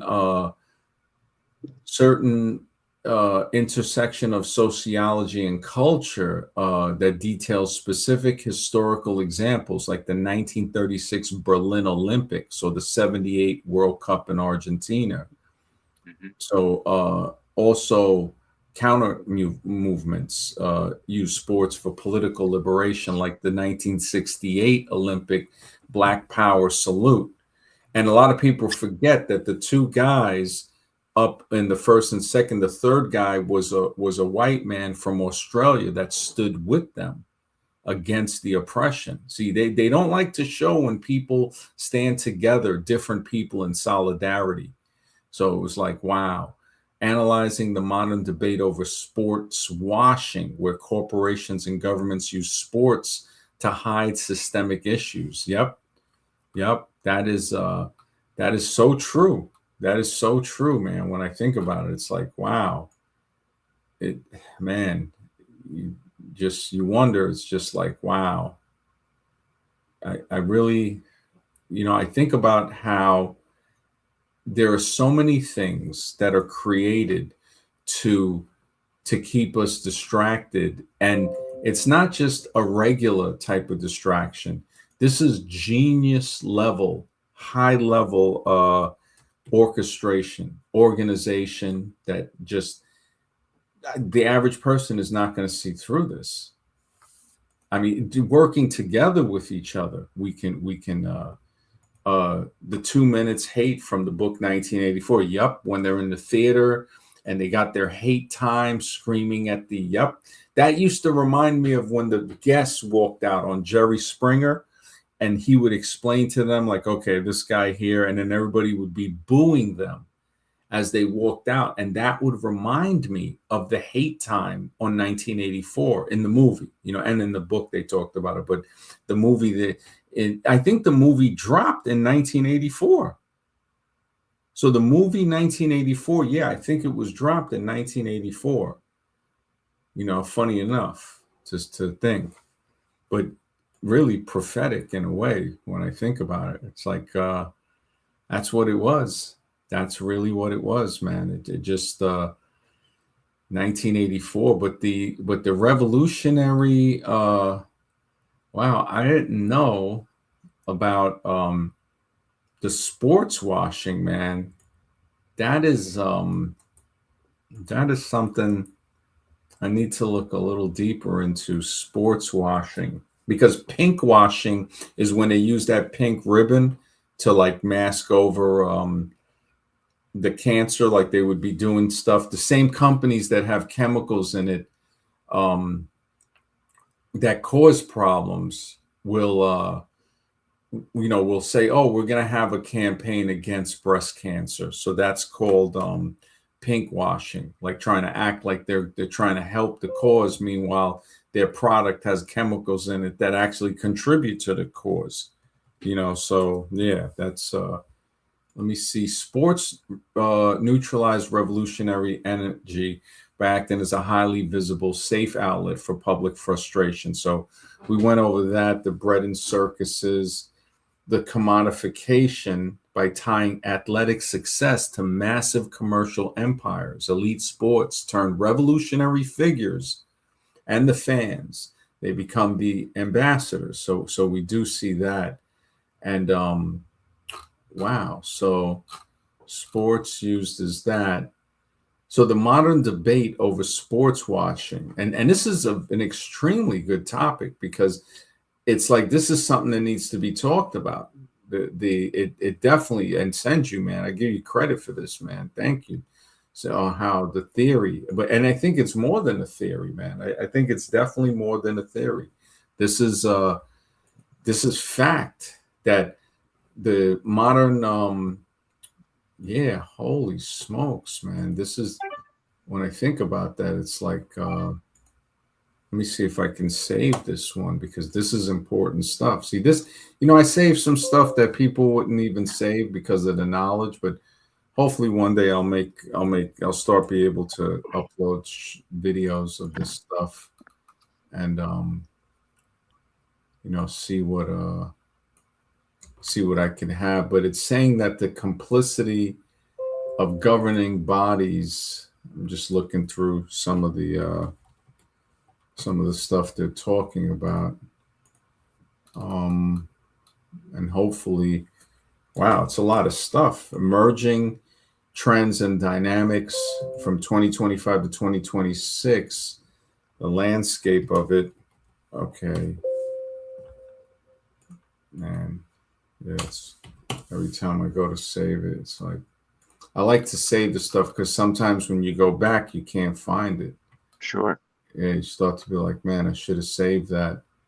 And let me just save this one. The issue uh, summary of the debate. So the critical stance. This one talks about the primary intent to conceal severe human rights abuses. Wow. So basically, one of the critical stances, it conceals severe human rights abuses and systemically rewrites a state or corporate narrative. Wow. Wow. And the institutional counterstance is economic diversification, genuine sports diplomacy, and infrastructure development. So this is good, because it's like, okay, this is what they'll try to say, but it's really concealing human rights abuses. The social impact exploits athletes and fan passion to manufacture unearned global potential, unearned global legitimacy. And then they'll try to say opens closed societies to global media scrutiny and accelerates local reforms. And geopolitical nuance threatens international diplomacy by compromising the ability of foreign states to draw ethical red lines. And their counter is the term is selectively weaponized against non-Western nations, ignoring identical behaviors in the West. And it has the Streisand effect. That was another one. So Streisand effect, critical sub-debate centers on whether sports washing actually works. Quantitative sociological studies show that the strategy frequently triggers the Streisand effect, where the attempt to hide something only draws greater attention to it. I think that was when she, like, somebody had got a picture of her home, and it was, she complained, and it just made more people, it brought more attention to it. So that's what the Streisand effect. It's kind of like somebody not wanting the picture taken by the paparazzi, and then it just does the opposite effect, and everybody starts, like, do. Right.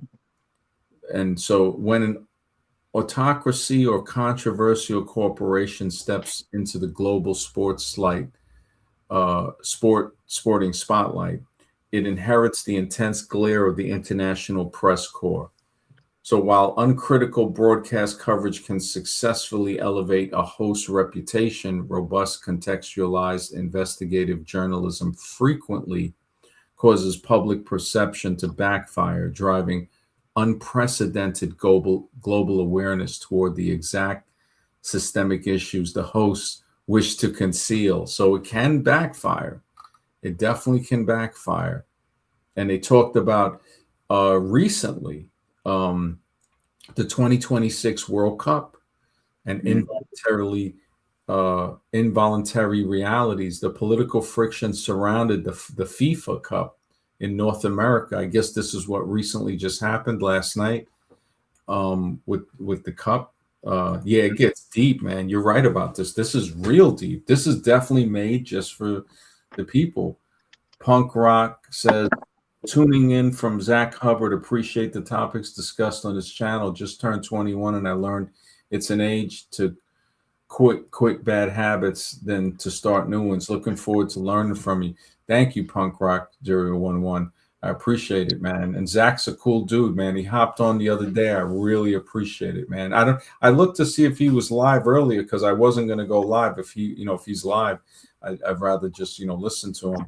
And yeah, I didn't see him live. So hopefully, if because I don't want to like interfere with anybody else's stream time, especially, I mean, he's got a great channel, Numbers Games. I mean, I was so glad I'm learning. I'm learning about the gematria and stuff, man. But great to have you here and learning, man. Yeah, we're breaking down the made just for you, the pharmaceutical, the designer drugs like alcohol, so many different types. And again, what do you look at what some of the musicians, the rappers push? Don't they have their own like alcohol now, like Ciroc and Grey Goose and stuff like that? I think are they behind the rapper is also the company that makes it. So it's like they just have a license to push poison now, basically. Yeah. Yeah, it's like getting people to drink that. I think 50 Cent actually has like a champagne or something like that that he's trying to put. I don't know if he's pushing. That guy is really smart with the I think he uses the 48 Laws of Power by Robert Greene as like a very instructive manual, which I would say at the least to learn it, because how to defend. One of the laws is and he took a lot of heat for this law of power. It was get other people to do the work and you take the credit. And people were like, "Oh, that's very deceitful. It's unethical and stuff." And he goes, "Listen." He goes, "The president does not write his speeches. Somebody else writes those speeches." He goes, "So," and I was like, "Wow, that was an excellent way to defend the point, because it is a law of power. The president will never write his speeches. You will always have somebody writing those speeches, and he's the one basically that's in a position of power. And of course, there's people behind him, but again, somebody else is writing the speech, and he's getting the credit for it. So it's a basic law of power." And he has a lot of them in there too. The people have trouble with the first law of never outshining the master, and in some instances, you don't. You look at some people and they're extremely jealous. They're extremely egotistical. So you want to let them shine. Say, look, that's his shine. In some instances, yes, you want to shine. There's no fear. You really want to be in a place where you can shine, but sometimes the world doesn't work like that. Exactly. So the concept of involuntary sports washing with the FIFA Cup, scholars and journalists highlighted how democratic nations utilize sports, projecting a hyper secure, authoritative image. Issues ranging from entry visa denials to domestic political signaling have complicated the narrative that sports washing is strictly an autocratic tool. So that there's an article from International Relations about that. And then long-term institutional capture rather than just hosting temporary events. The nations are purchasing institutional control. Wow. Saudi Arabia's upcoming hosting duties for the 2034 FIFA Cup. So I guess that happens every 8 years, I guess, or every 4 years, and that's the that's going to be after the 2030 Cup, Hmm. combined with the immense influence of Public Investment Fund, the PIF, across professional golf, tennis, and club football, such as Newcastle United. Wow. Image polishing to permanent stakeholder dominance. This is crazy, man. This is like the sports thing does get deep, man. The sports rabbit hole, that is like, holy smokes.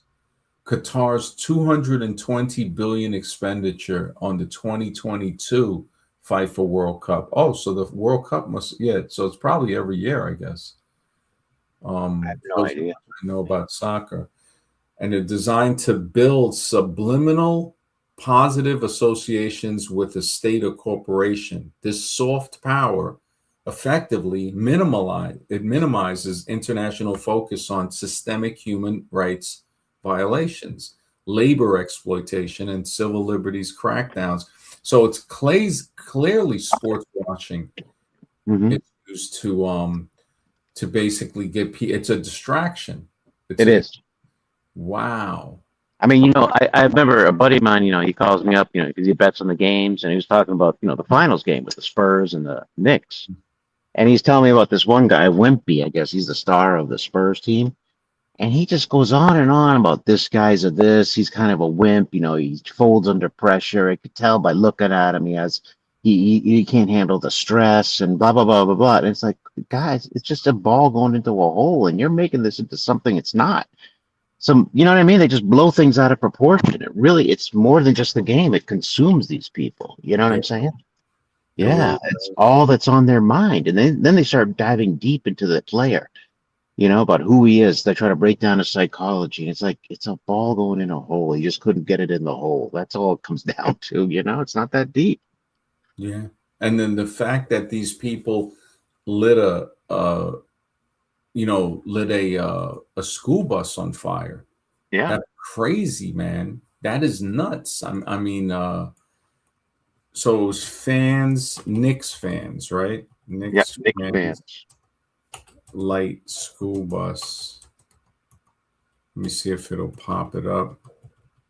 Mhm. Hmm. See, sometimes it won't give this piece of crap. It won't give an AI thing. Well, you can look it up on YouTube, the video of it, or see the pictures. Yeah, I just wanted to see what it would say for a breakdown, so I had to put it in another thing.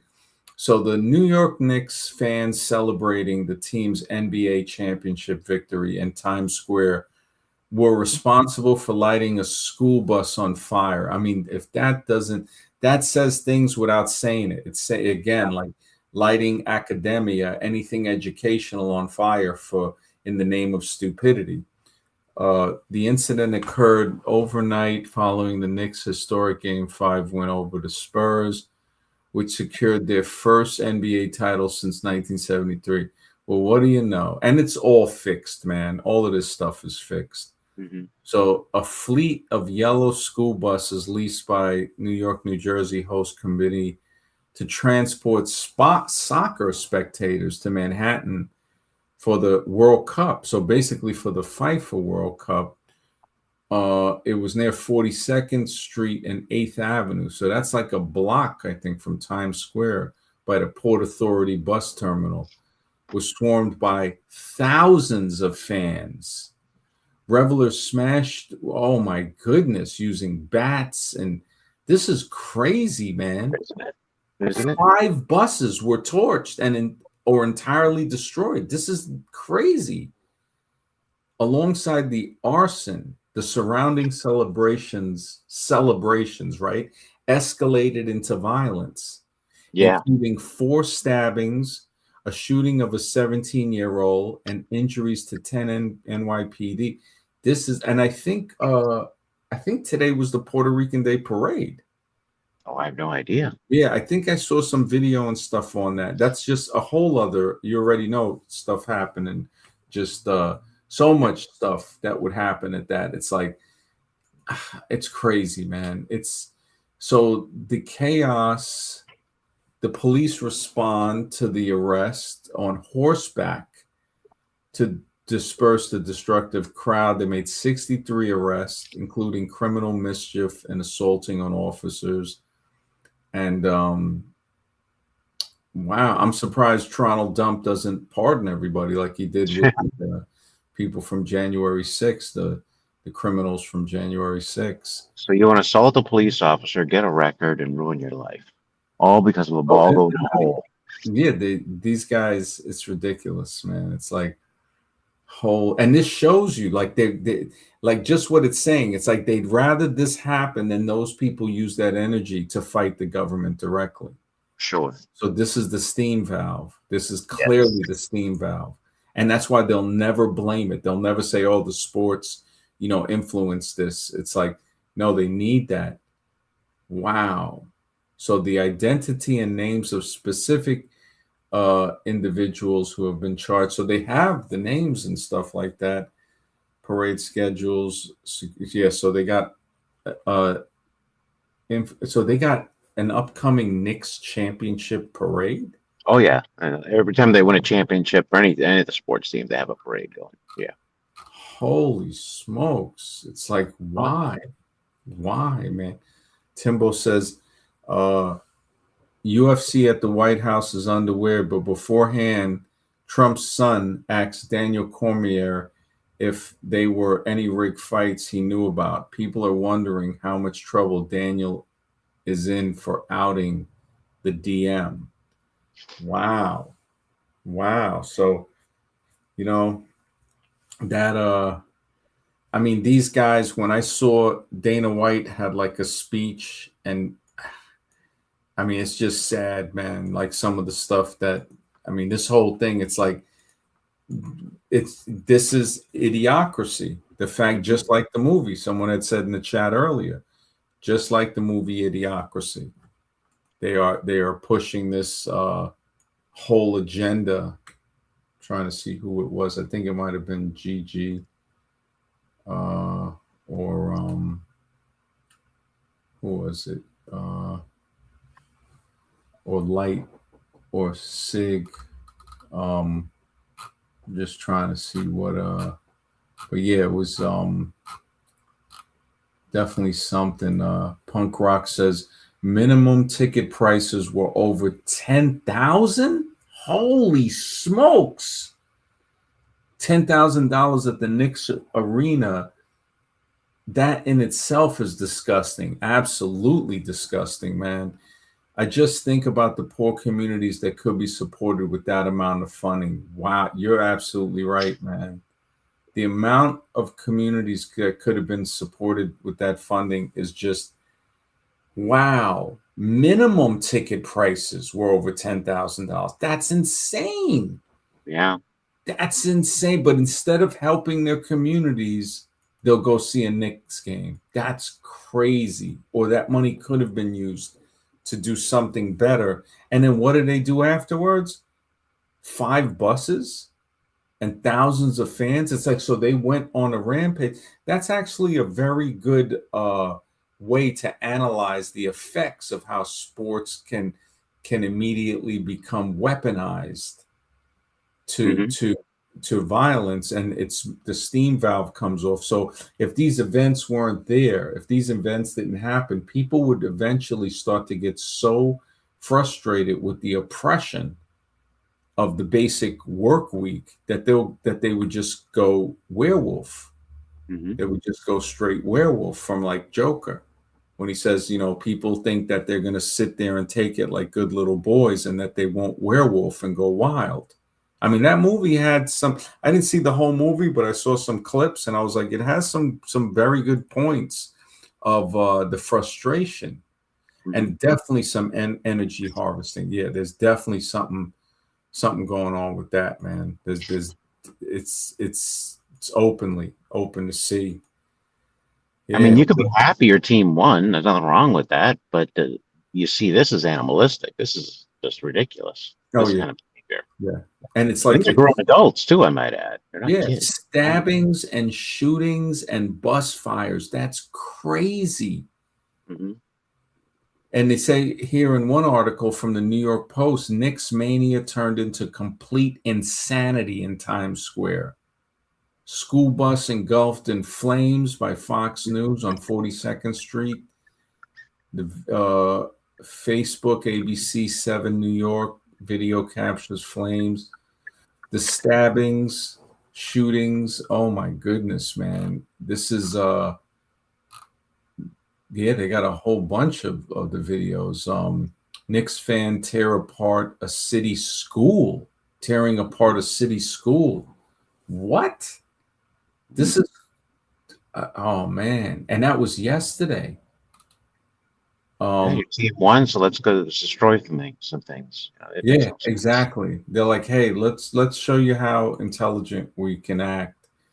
Um Wow, a shuttle bus was set on fire as celebrations, right? So that's not celebration. That's a riot. That's a violent riot. I Yeah, mean, the fact that people were stabbed. Holy smokes, man. I didn't know it was this crazy. yeah. This is Mental illness is real. I mean, I'm telling you. chaos erupts in New York City after historic officer responds to four stabbings. Holy smokes, man. Holy smokes. World Cup game. Damn, it's video after video after video. Um, yeah, a lot of people got footage. School driver, a New York City school bus driver attempted to defend his bus from a wild crowd. Wow. And this is holy smokes, man. Holy smokes. It's like why? Why? Yeah. This is the frustration. I guess the why, to answer the why, this is the frustration that's coming out in a different outlet, to where they're not going to say, they're not even smart enough to realize it's the anger from the tax, the labor, oppression, all of this stuff coming Mhm. out as, oh no, they're because why would you want to do this if your team won? Exactly. I mean, even if it lost, it's like it shows you, like, look, man, this is serious stuff.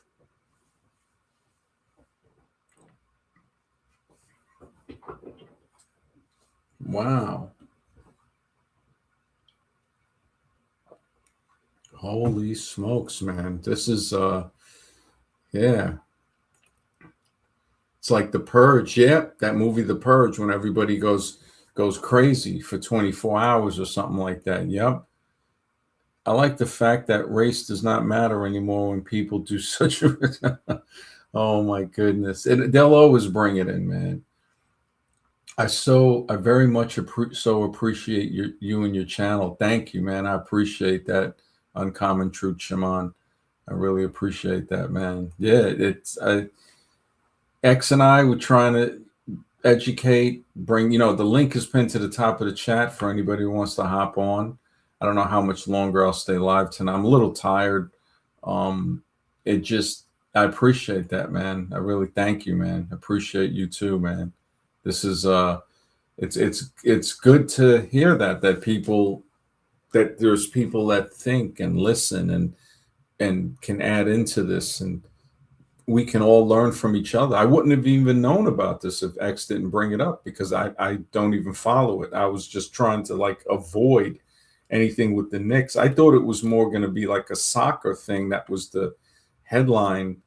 But wow, the amount of videos, and I'm just scrolling. It's while the Knicks game was in Texas. So wait, this last game was in Texas? Holy smoke. Yeah, they won in Texas. And they went and they did this in New York? Oh my goodness. This is on another level. So this is showing us that, this is like, so it does set off something like The Purge. Yeah, that movie, The Purge. That movie, The Purge, is a brutal movie, man. It shows you like it could be documentary like too. The Purge is this is The Purge. Yeah, you're right. But that's why I always say too, this whole idea of like in the past, people would say, "Oh, if they find this out, people are going to rebel." No, look at this. This is not, you know what I mean? This is what people do. They just destroy shit. They destroy their own communities. There's no rebelling against the system. That's not going to happen. You know what I mean? Wow. Wow, you're right, man. Yeah, they stab each other. Over what? They'll stab each other over ball, because of a ball winning a hoop. Or winning a hole. Mhm. Forget it. There's no hope. This is zombie 101 right here. This is zombie apocalypse. Yeah, That's what it yeah, is. this is definitely zombie apocalypse of the mentally dead. Yeah. This is celebration turned chaos. The Knicks blew up New York City on Instagram. I can't believe the amount of videos that this thing has. I thought I would scroll down and just see a few. Hmm. And this is like, as far as Australia, they got articles. Knicks mania turned into complete insanity in Times Square. Um, and I You didn't. know, this is not the age to be acting that way because guess what? With AI and all the advancements in technology, these people are gonna get caught. You know, Mm, facial recognition, those days are over. It's not the '80s anymore, man. yeah, yeah, and yeah, the elites there, they got the sheep. They got the sheep neutered, man. Hmm. Definitely do. I see it. I see a taste of that kind of madness every 4th of July. People seem to lose their minds. Yeah, man. I'm not even. I'm hoping. I like quiet. I have to admit, I like, and I know this thing is coming up soon.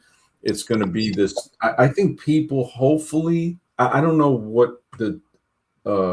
It's going to be the 250th so-called anniversary of the theft of this land, because that's, you can say it in two ways. They could say, oh, it's a anniversary of the country's establishment, or it's the anniversary of the theft of this land, 250 years of formal theft and not cooperation. Not saying that, oh, you got to give these people back what was stolen, but to be like, wow, so there's no cooperation whatsoever, right? It's just hate upon hate upon hate, fueled with the celebration, fueled with the celebration that the 250th anniversary of bullshit. That's what we have. Yeah. And people, yeah, I can imagine if they haven't. I would say a lot of the dump supporters would probably have like a big celebration, but most people that understand, there's been a lot of people that woke up and saw the lies and said, look, I'm not even, they're not on that wagon. We had MAGA Mike came on here, said this show woke him up. I think he was a little bit he had some other beliefs that weren't really exactly, Hmm. uh, uncommon. Shaman says, when the zombies get active, they are going to be disappointed. I've heard they like to eat brains, and there just isn't a whole lot of that stuff around in this society. Yeah, True. they True. in the zombie apocalypse of the mentally dead, as we put it, in real life, it seems in the movie, in the zombie movies, they'll eat the physical brains, but in this it seems like the thoughts. So they'll eat Yes. thoughts, and they'll eat the thoughts right out of your head as soon as they even sense that you're thinking in a different direction that what they want to believe. And That's a great way to put it, MD. It's a great way to put it. thanks, man.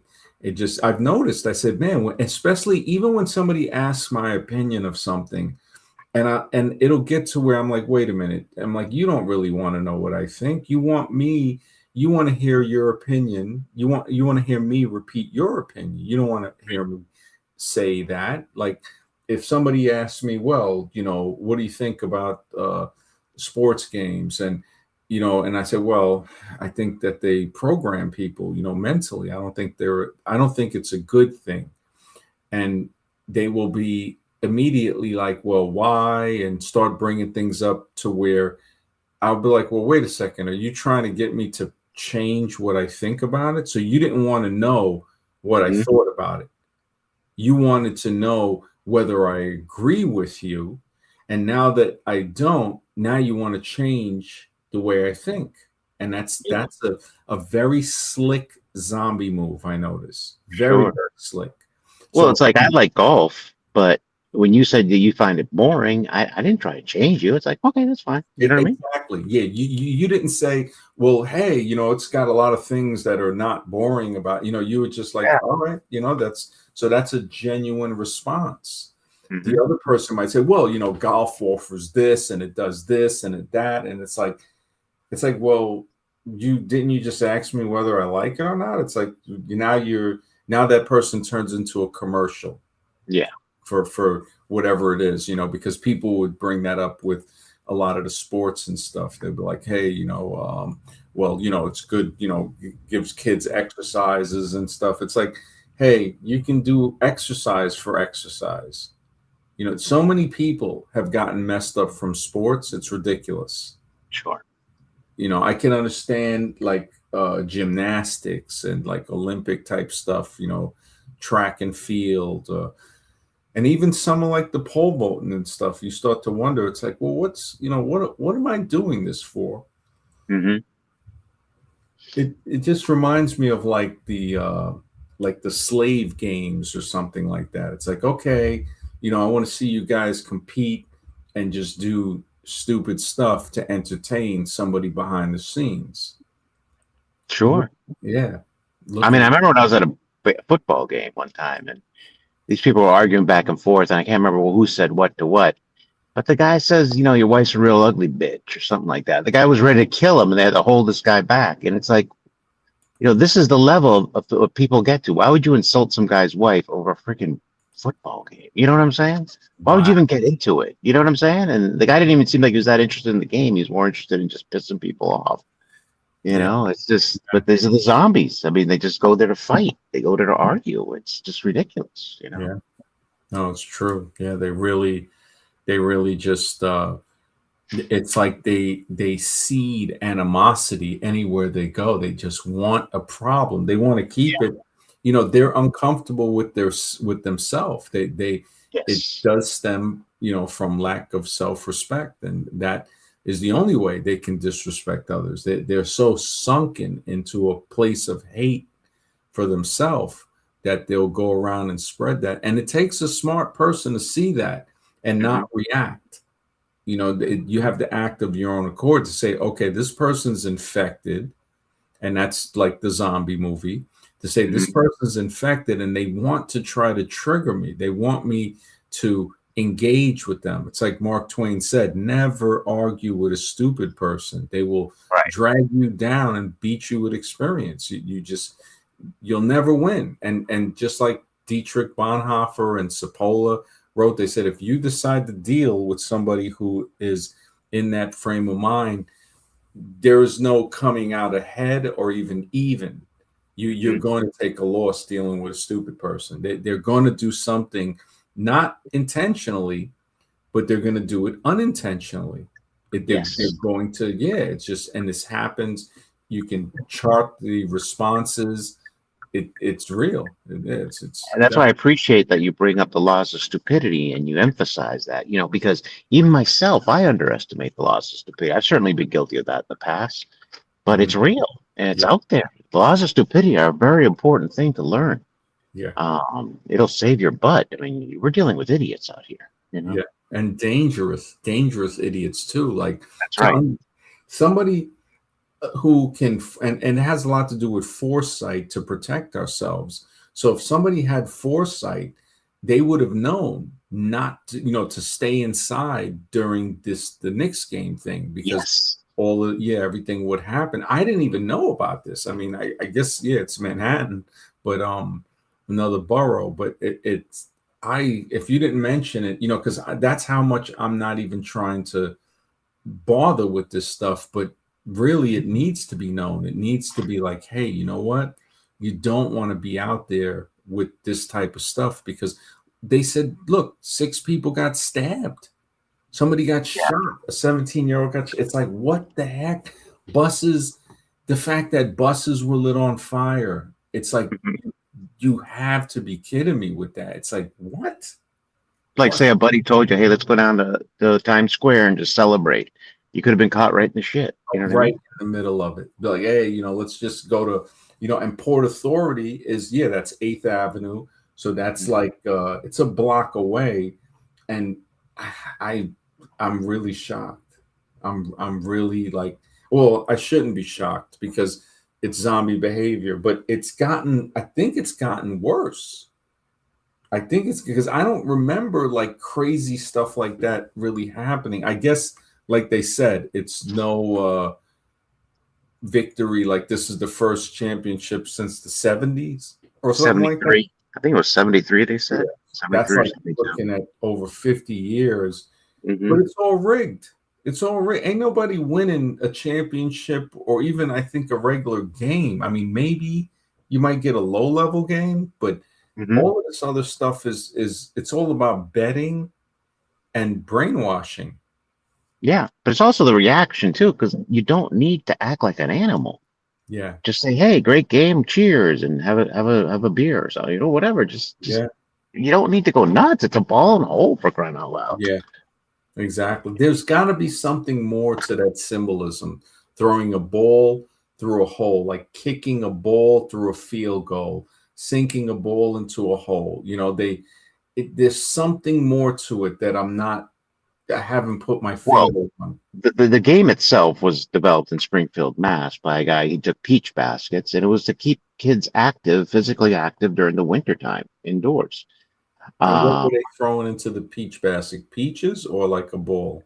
I think it was a ball. I think he took one of the balls and just, they threw it into the ball and they had a scoring system. But what you're getting at is true, though. There is something more to it, but not necessarily in the game itself. It's the marketing or whatever they do. You know what I'm saying? I think that's where you'd find the answer. Hmm. There's definitely more to it, but it would be in the marketing and that aspect of it. I think would be Yeah. there. Yeah. Yeah. Okay. So they're saying James Naismith, he's a Canadian physical education, and he used a soccer ball and 2 actual peach baskets, which he nailed to the gymnasium balcony railings. And they were hung exactly 10 feet. Um, okay, so every time they scored, they had to pause so the custodian could climb the ladder, okay, to retrieve the ball. So that was the thing. So I guess it eventually got to where it's like, just make it to where it's a hoop, like, Hmm. and the game was an immediate success. And again, this is what they're telling us, but it could Sure. be, yeah. I thought it had something to do um, with Native Americans. Oh, I mean, there were earlier versions of it. I mean, I think the Aztecs had something similar to that with the ball.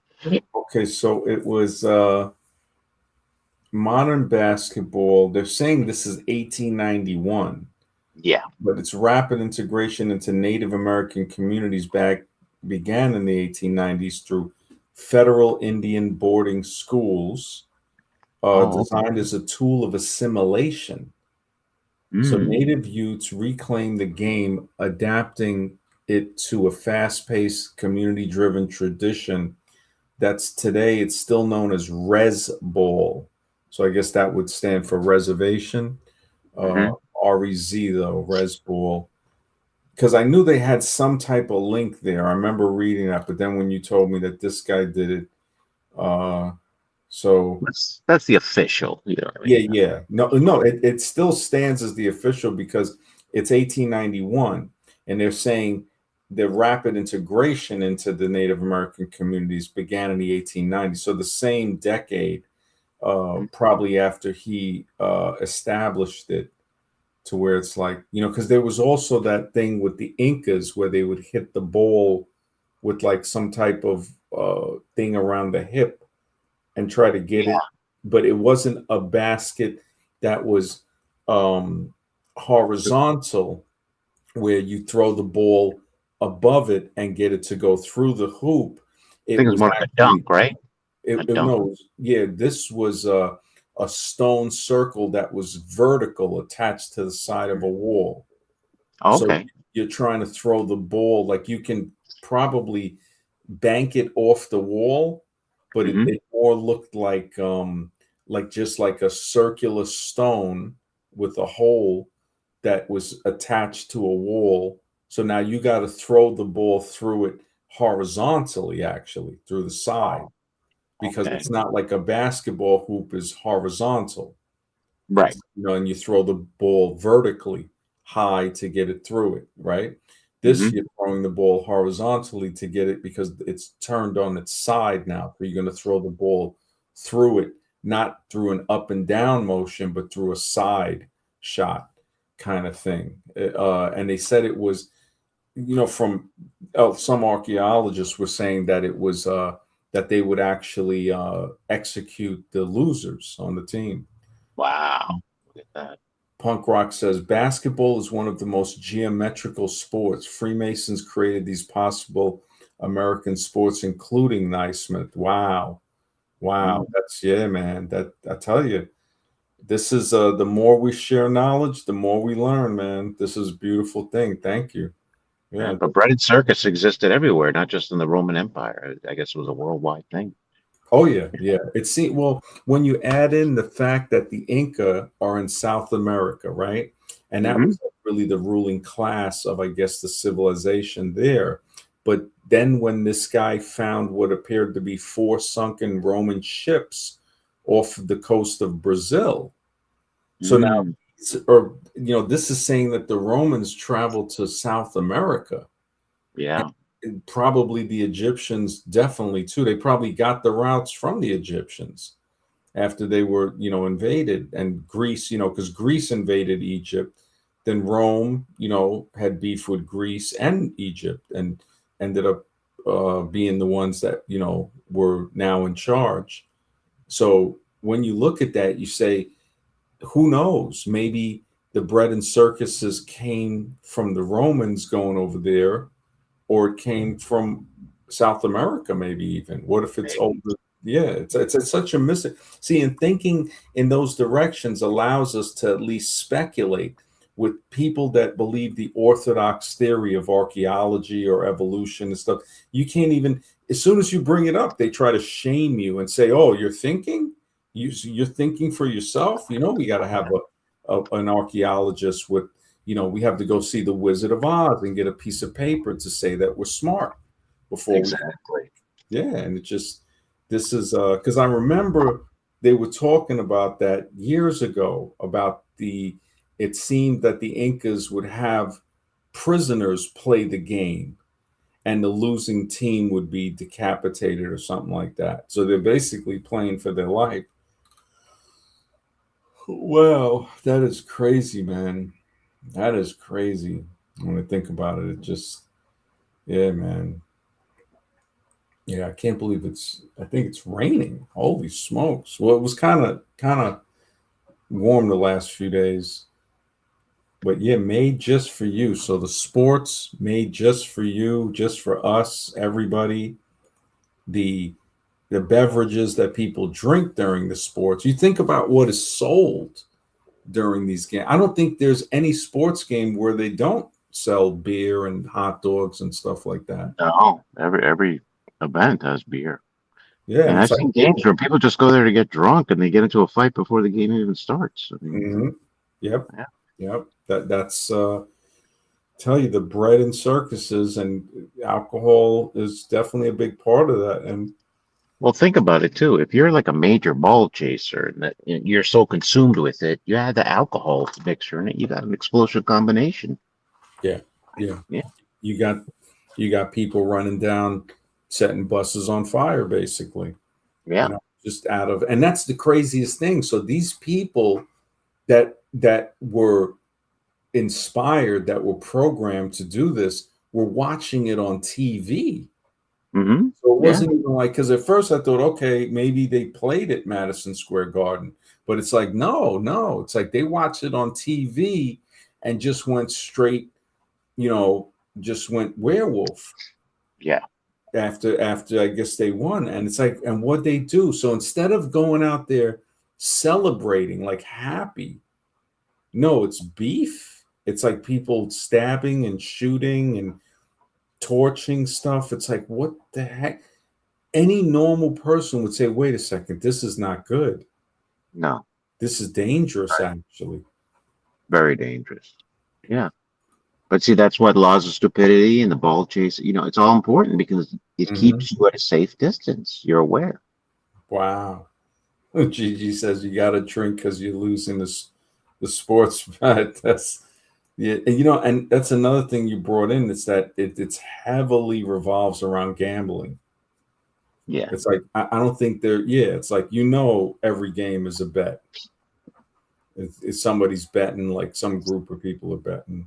Well, here in Florida, I mean, you can bet on the phone. It's legal now. Hmm. Yeah, so you But can now do sports gambling on the phone. so basketball, it's like what, betting to say one's gonna win, but like Well, one. there's a ton of bets you can make. I mean, you can Okay. make bets on how the first quarter will. You can bet on who will score the most points. I mean, you can bet on almost anything. Yeah, there's a ton of bets on Wow. there So on that a game changes on the one whole game. thing. Yeah, that changes everything. Oh yeah, I mean, you know, you could. There's almost like, and I don't know. There's so many bets I can't even name them. You know, you'll Hmm. say you could bet on if some player's going to foul out of the Well, game, probably. this being, I don't know if the championship, if it's just, I would assume it's a few games. It's 7 games here. It's the most is 7 games. Okay, so if somebody wins four, they get it right away. Exactly. They win 4 in a row, they win. Yeah. Best out of Okay, 7. so I guess it would have, because I'm thinking if they didn't win a championship for over 50 years, you could just bet that the Knicks would win, and the odds were probably in your favor dramatically. Like, say somebody bet $100 that the Knicks would win the championship. Yeah, at the It beginning would, of the season, or even during the season. Yeah, no, there's or just bets. for like once they're in the playoffs. Oh, you So can bet that. Sure. yeah, and you bet that, like, what would that would probably be like at least what, 10-1, because they haven't won it for over 50 years, right? I don't know if the odds would have been that high because that's pretty high. Yeah, that's pretty high. Yeah, I'll Yeah. look at what would the odds what were the odds if someone just bet that the Knicks Or would the odds that the Knicks would win the series. this series, okay, this year. What were the odds? Uh plus 180 odds. Yeah, they were underdogs. So if you bet 100, you win back 180, I believe. Yeah. Okay, Uh, so Total of 280. Your original 100 and the 180. Yeah. but So their odds have shifted to negative 500 favorites, and implied 83% as they took a 3-1 series lead. So once oh they yeah. got to 3-1, Oh yeah, it doesn't stay. It changes as the game progresses. Once they're yeah, 3-1, then yeah, you weren't. I think it's. I don't know. I can't do the math, you would but have to place the bet before they won those three games. I think if it's minus 500, but somebody in the chat, it's like you have to bet $500 to win $100, basically. Oh yeah, that's So crazy. say you put a $500 bet in, then you Yeah. get, and if they won it, you get back $600. Your original five, and then 100. Oh yeah, yeah, and Gigi's right. This is it is out of control. Like, you can even bet on Trump's tie color tomorrow. It's crazy. They're trying to Yeah. just, yeah, it's Bet City. If you're Hmm. familiar with SRA survivors, a lot of them describe the ritualism that occurs specifically in the Vatican that are very similar to the buses shooting and violence. Really? I got to look that up. The SRA survivors. I think Trump implied that gambling is the only way to get rich. Wow. Jeez. Wow. That's crazy, man. That's crazy. So SRA survivors uh, and Vatican and Nix. Maybe that will have something. So I put in SRA survivors. Due to the highly anticipated NBA finals, the Knicks, the unsuspected elements bring together the basketball, the Vatican, and clergy abuse survivors. The Knicks and the Vatican have deep ties to Villanova, have created a lighthearted viral connection to the Vatican. Fan wearing Knicks gear causing a surge of basketball excitement among Catholics in New York. So the Spurs and the Vatican were backed by an order of Catholic nuns, the Salesian Sisters, who have gone viral for courtside cheering and praying for players. Holy smokes. That's like, wow. And abuse survivors in the Vatican, uh, while sports world enjoys this holy rivalry, the sports network of those abused by priests, sports survivors network of those abused by priests, whole continue to lobby the Vatican. This is, man, its rabbit hole goes kind of deep, man. It does. I mean, That there was a big case of Penn State where when the assistant coach, the defensive coach, I think it was sexually abusing children for many years, and it just kept quiet. They just kept it under wraps because it was more important the football was way more important than anything else. That's yeah. why Paterno, he got kicked out. He wasn't allowed to retire as the winningest coach. And hmm yeah, it was a big disgrace for the Penn State football team. I mean, Wow. yeah. And I could just imagine, yeah, like all the other stuff that's man. Brother Ali, good to see you, bro. Always a pleasure, man.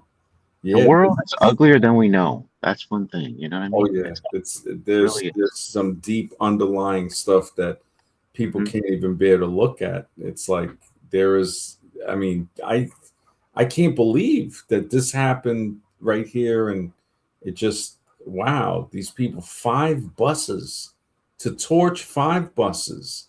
And then one guy tries to defend it. Then you got a shooting. You got six stabbings. That and this is just what's known or what's Exactly. reported. Yeah, because could definitely have been other stuff that they didn't add in to try to make it not seem as bad as it was. And I they mean, have there's probably been a lot of fights between when people watch these games, they actually get into fights over these oh games. yeah, definitely. They say the Yeah. Salesian sisters have blessed the San Antonio Spurs one day ago, and meet the Catholic nuns going viral for their NBA playoff spirit. Man, this is it's now you got religion up in here. Yeah. So you got religious zombies with ball chasers. Hmm. Wow. They this is crazy. Knicks mania, New York Post. Knicks mania ignites holy war between social media. In fact, that's it's great. It says it's a holy war. East Coast nuns are pushing the power of prayer onto the Knicks as the NBA Finals rage on, setting up a biblical showdown. Holy smokes! If that ain't enough, man. Punk Rock says satanic ritual abuse is a movement of victims that have experienced the most inhumane act. My Hmm. point is that our rulers are slowly instilling their beliefs and worships in us through the movies and games.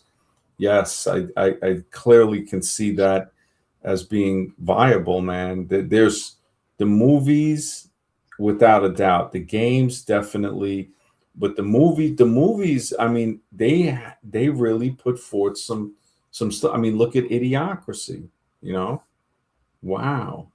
And I heard this new movie by Spielberg is I saw one guy review it. He said the aliens are really they're demonic because they're talking about these aliens can possess people and all this other stuff in the movie.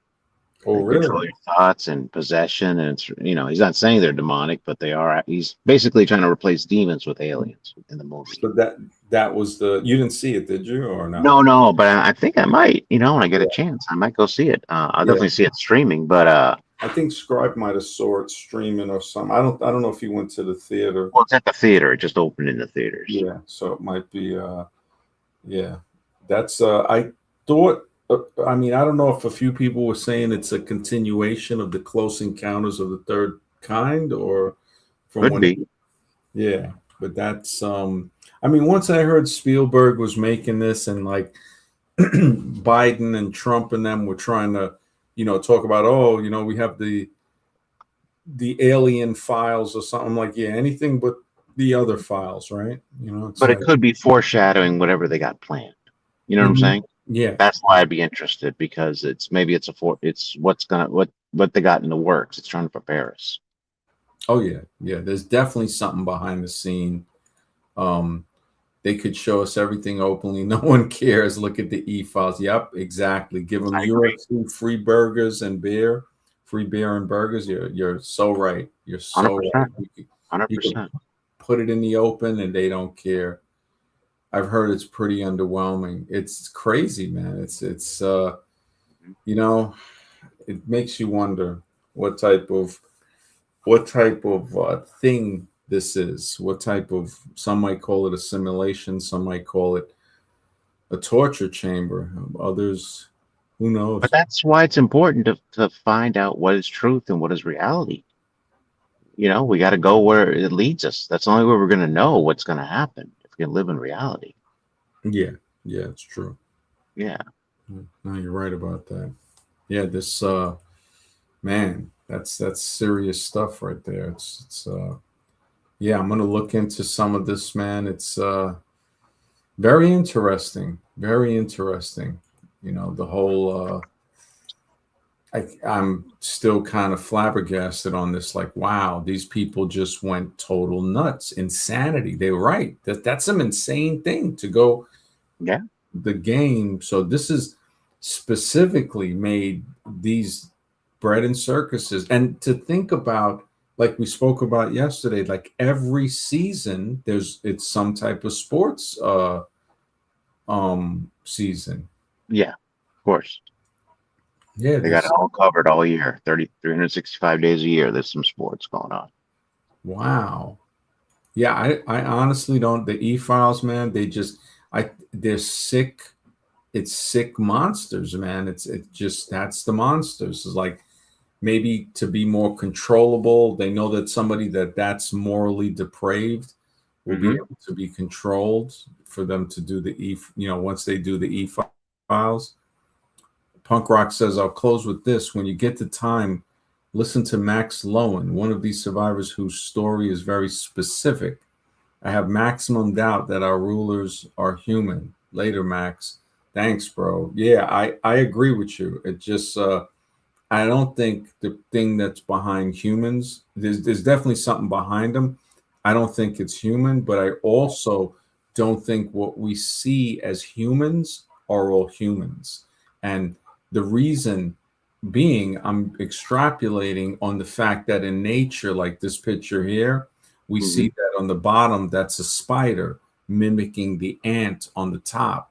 And this is in a species of red ants. You see these spider mimics in all ant colonies, black ants, red and black ants, green ants. We see other species, not just spiders, but also praying mantises mimicking baby praying mantis. When they grow up, they change into their regular form. So they use it as a camouflage to be protected. So this, in theory, shows me that what if there's humans or things that look just like humans that aren't human?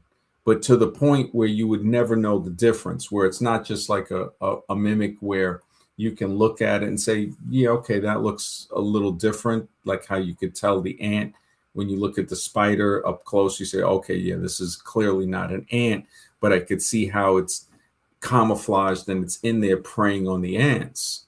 So yeah, I hear what you're saying. There's definitely something that goes beyond human. Definitely, man. And thanks for your comment, man. And thanks for showing up, bro. I appreciate that. And yeah, man, the E thing, it's everywhere, man. It really But here's the scary part: these are the people that run the corporations and run our government. yeah, So, do yeah, they have our best interest? If they can do that on E Island, do you really think they have our best interests involved? You know what I'm saying? yeah, yeah. It's not even the Republican or Democratic Party, it's the island party, basically. It is. That's right.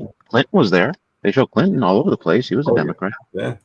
I don't know how many hundreds of pictures they got with Donald Trump on, Mhm. yeah, with the island. I think he's mentioned over like just 100,000 times or something in the files. But then the Yeah. pictures, just like that. That is crazy, man. You know, even evolutionists are on those files. I thought they're smart, not animal. Yeah, right. I think they got a picture with Hawking on the island. I thought it was Photoshop. Scribe it showed it to me last month. It's crazy when you think about that. Yeah, Mhm. yeah. They really. It goes beyond what somebody would think it normally is. But the rabbit hole is deep, man. And I do see that it really points toward going beyond human and beyond that as well, to where that's what thinking is about, man. Being able to think in these directions to see more pieces of the puzzle that gives us a better view of the big picture. And in saying that, yeah, it's kind of late. It's 12:47. I'm gonna get ready to crash out, man. I really appreciate who's this? Max Lowen, Mark Brahman. Good to see you, man. Yeah, yeah, all of them, even Dawkins. You're right about that, man. The whole crew, Neil deGrasse. I don't trust none of them. Yeah, they're all part of the island party. Yeah, they're all part of the island party, man. Yeah, I'll look up the gematria on. Thank you for that, Mark. This yeah, they're all of them. Exactly, man. You guys take care, man. Thank you for everybody in the chat, man. Mr. Rex, thank you for coming on, bro. Yeah, tomorrow, well, tonight, basically, Monday night, I'll see what's up. Pick a good topic and we'll speculate, man. He says, oh shit, Trump is 80. Oh, they're all, man. I tell you, it's all connected, bro. All Mhm. connected. That's It's right. it's shocking how deep the rabbit hole goes. It really is. Very deep. Yeah. Very deep. Always look at the hand gestures because that'll give a clue of what they really believe. Trump, he does the 666 sign. You'll notice that when he puts his Yeah. index and thumb together. That's a 666 sign. And Hmm. you see Bush doing the Baphomet signals along with the Clintons. You know what I mean? They do the Oh Baphomet sign. Yeah, yeah. the hands. The hands give it away. Yeah. Yeah. They definitely do, man. Yeah. That's and thank you, Senju, man. I appreciate that, man. He says thanks for the stream, man. Thank you for being here, brother. We'll definitely talk tonight. Yeah, we'll definitely. Mark, thank you, brother. Um, Ranged, good to see. He says on the 60th anniversary of the Church of Satan, Trump, 60 hosts a UFC event that cost 60 million after he sold 60 Bibles Mhm. for 60 US dollars a piece, and the event is hosted in the Claw. Wow. All these things add up. Yeah, man. Thank you for that, bro. That's yeah, definitely breaking it down. This is sharing knowledge. We all learn, man. I appreciate that, Range. And good to see you, man. Yeah, this is it's facts, man. So you guys take care. You have a great night, and we'll talk again tonight. Probably Have a good around night. yeah, 9 or 10. All right, man. Take care. Have a good Thanks. night.